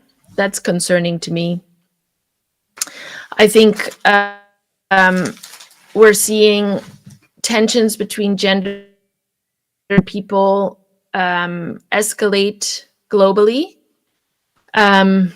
especially for young people. Again, that means that I am guessing, I would say that's because of their interaction with social media, recommender systems, content that's getting recommended to them. But going back to your initial problem, your initial question, so scale and scope, that's one thing. The concentration of power is another thing.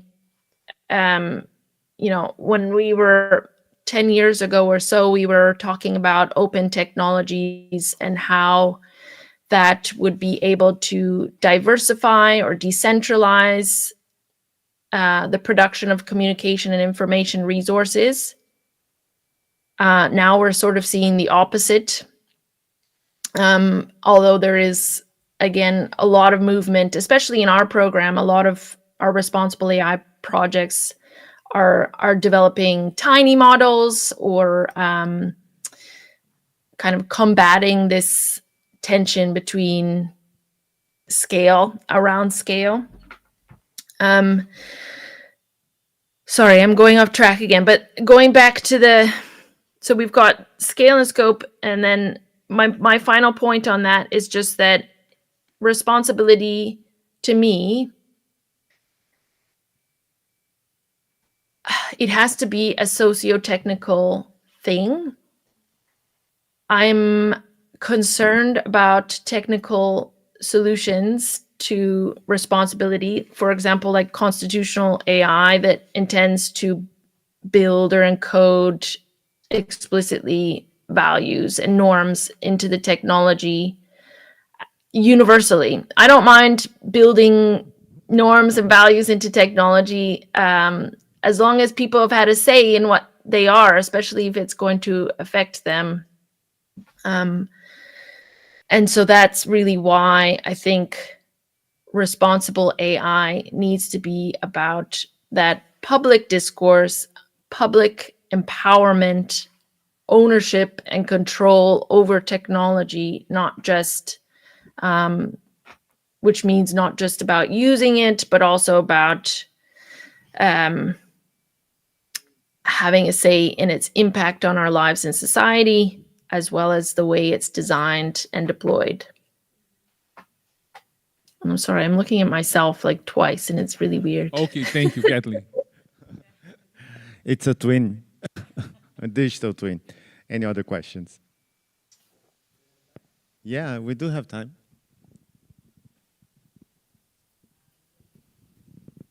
Marcelo, hi. Thank you for the nice presentation. I am Marcelo Sackler. I'm in the undergraduate commission of the university, and we have been adapting our curriculum. Oh. Now I don't see you. I'm giving my back to you, but maybe you can see me. Hello. I can see you now. Yeah. Now I can see you. Okay. No, but we are shifting from a content-based curriculum to a competency-based curriculum, and so fantastic. So we need to learn from you, is what I'm saying. No, but we are in the start of the process, and so what we are doing in practical terms is we have said, okay, look, we have the contents. And because all the faculty know a lot about contents, and then don't want to give up contents, so say, look, we keep the contents. In fact, we say reduce the contents so the students can learn better from fewer more important contents, and then we are putting all those other aspects of engineering, society, ethics, and group working, etc. So this comes well. This will come because then it's easy because you can do it anywhere in the curriculum. And this part we have obliged people to put in the curriculum, but we have not looked at that properly. And what you have said is an inversion. Look, the second part is the most important, and so I feel this is a big challenge because we don't have a faculty staff that is trained or to that. Because these issues, every person has its own individual ideas of that, but not an institution. So how to cope with that problem? If I knew, I wish I did. I don't know. Like, tell me what. Like, this is the hardest thing because we have like 100 faculty in our department as well, and it's so hard to change anything, and there is such a tendency for people to want to teach the way that they learned, but the world that we grow up in, they grew up in, is not what our engineers are going to be dealing with, and so I think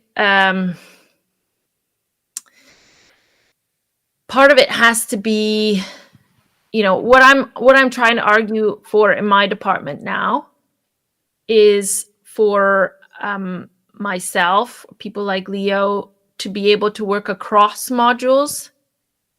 And the way that our system is structured right now is that we have to be given workload hours, and those need to be tied to a specific module. So they would be worried that if they gave me a role that goes across different modules, that I would do nothing, I guess, or too much, or I wouldn't even though the hours that they give you per thing, we wouldn't know how to calculate those hours. So it's just, it hurts my head a bit, to be honest. But I think either working across those modules or different courses or with lecturers or instructors, or what we did at the Australian National University as well is we piloted things with a core group, and then tried to scale it that way. And that, again, I find as long as you have the support from the leadership, and by piloting it, and you can demonstrate that it's efficient or working well or doing what it needs to do, then you have more evidence to show that the approach needs to be supported from the leadership perspective, and then the faculty follow that way. But it's you know, it's resistance as well. It's not change is never easy. It's never easy. But in the UK, I think we are also coming up against some pretty challenging circumstances in our sector because we don't have the students. We have to show that our education is relevant. We have to show that that our students are going to leave our programs and get jobs and things like that. And so I feel like we need to also step up and realize that our universities are businesses, and we need to also deliver a service that our society needs. Yeah.